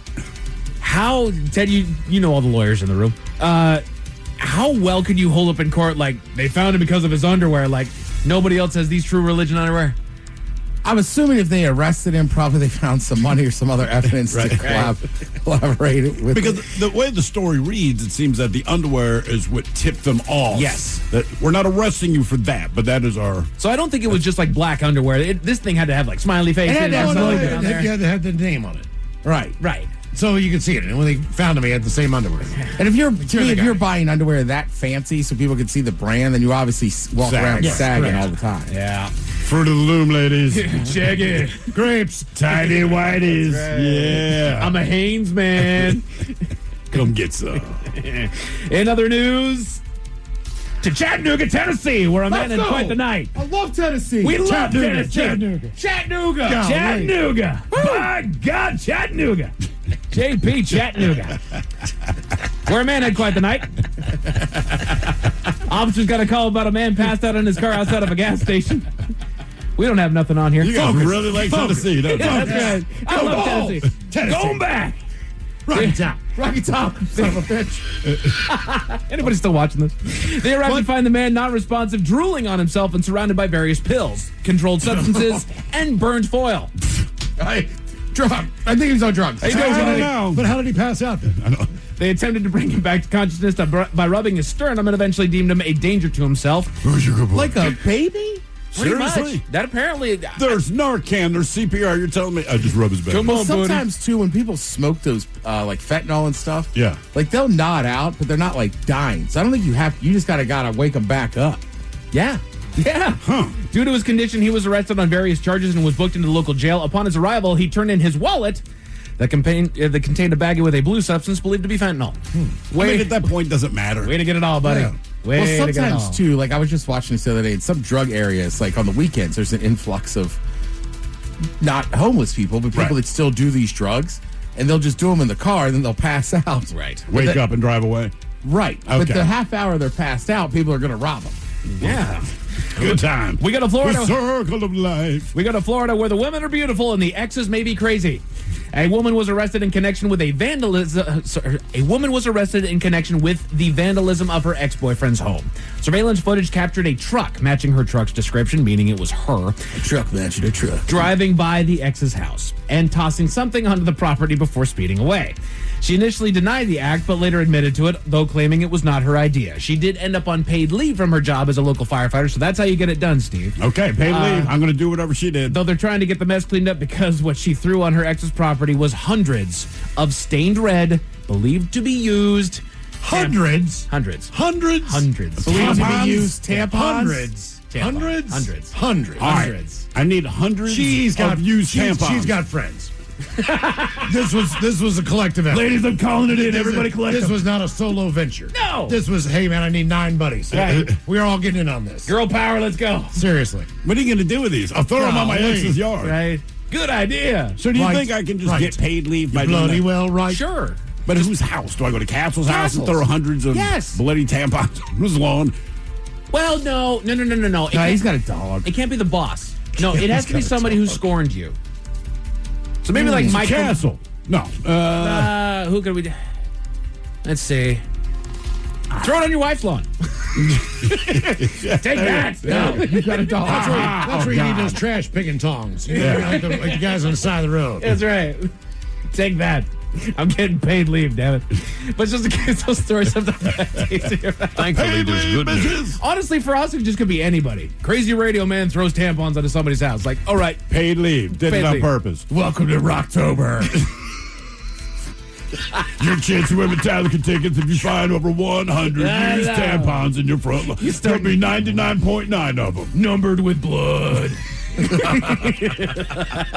Rocktober. Damn it. We go to... This has gone off the rails. We go to Los Angeles, California, where enough public shaming can have a positive impact. Surveillance footage was released from a local Sinclair gas station, which features an unknown individual walking onto the property in the dead of night, directly at the trademark plastic dinosaur that sits outside the building. For those of you that don't know, because it's really not out here much, Sinclair's the one with the big brontosaurus on it, right? The hooded individual is carrying a sheet that they drape over the dinosaur as a truck pulls up next to them. The suspect lifts the covered dino named Claire. Get it? Sinclair? Claire. I see. Drops her into the bed of the truck, which then speeds away. Locals were outraged over the attention over the footage and unleashed a barrage of shame in the comment section. Who stole our damn plastic dinosaur, you son of a bitch? Well, it's amazing it's that easy to steal. I mean, if you watch the video, he just walks over and picks the damn thing up. Yes. But look what happens when you do. I thought it'd be stone or something heavy. Right. Apparently, you can just walk away with it, damn. It attracted the attention of actress Jamie Lee Curtis, who voiced her own disgust in the comment section. That's what she's got going on. That's right. Yeah. She's got more than that. She's got more than that going on. Yes, she do. I've seen those ads. Jeez, a list. She can't leave the house. Yeah. Pooping all the time. Right. Not those ads. Oh. Yeah. No yogurt. No. The Freaky Friday remake ads that came out. I'll have to show you, Ted. All right. Girl still got it. Apparently it worked. 4 days after it was taken, the dinosaur showed back up on the property, still covered by the sheet, and sporting a note that reads, quote, "Oh, the sheet, yes." I've joined the clan? That's right. And a burning cross. Right. Dugosaurus. Right. David Dugosaurus. Surprise! I'm from the South. Chowsy. Didn't expect that, did you, man? We don't even have to wear hoods anymore. This is great. Just openly run for office. She's just singing Dixie. We're free. No, the note said, "I'm sorry for taking Claire. Please do not press charges. So far, no arrests have been made." Good Lord Almighty. There we go. Jamie Lee Curtis, huh? Jamie Lee Curtis. Bedroom Sports, Mariners Tigers Game 3 suffered a rain delay this afternoon and is currently underway over on FS2. We're totally not watching it. And the hockey season has begun, as you've got some games over on ESPN currently underway. You want to go check those out. As far as your weather, we got a few clouds passing through tonight, but otherwise clear with a low of 50. Tomorrow they're expecting partly cloudy skies with a high right around 61. As if your headlines with that, Mike Hawk is out. Thanks, sir. Appreciate it. We'll see you next time for the return of Who Sucks Less. The lovely Jolene is up next. Yes, indeed, it's all true, but in the meantime, well, we be all about this bitch. So until tomorrow, please do what you do best. And for Aletha's sake, stay beautiful.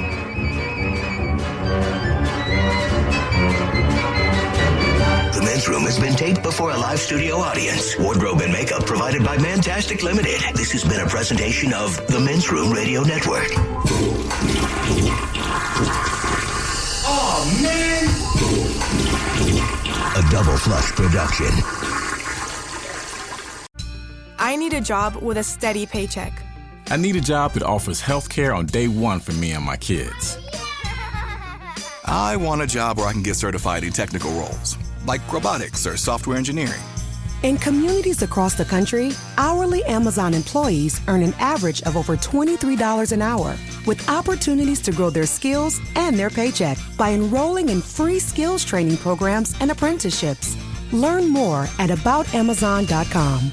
If you have a podcast and want to monetize it stress-free, you need the Odyssey Creator Lab. We'll host your podcast for free, and our experienced sales team brings in the advertisers and the revenue. Easy. Apply now at creators.odyssey.com and let us show you the money. September 5th, 2025, Wyden and Kennedy for McDonald's. Ad ID MCWK047325A. Spot title 2025 DD Monopoly Get Your Bag GCMENG Audio 30. 30 seconds radio full mix. Mr. Monopoly here. Monopoly is back at McDonald's. Register in the McDonald's app so you're ready to get your bag. 2 ways to peel for a chance to get your bag. Physical peels with select items and digital peels with others to get your bag. Play Monopoly at McDonald's. Ba-da-ba-ba-ba. No purchase necessary. See rules at playatmcd.com for full details and amoe.playatmcd.com to play without purchase. Ends November 23rd, but bonus play ends November 2nd. Monopoly is a registered trademark of Hasbro. Copyright McDonald's.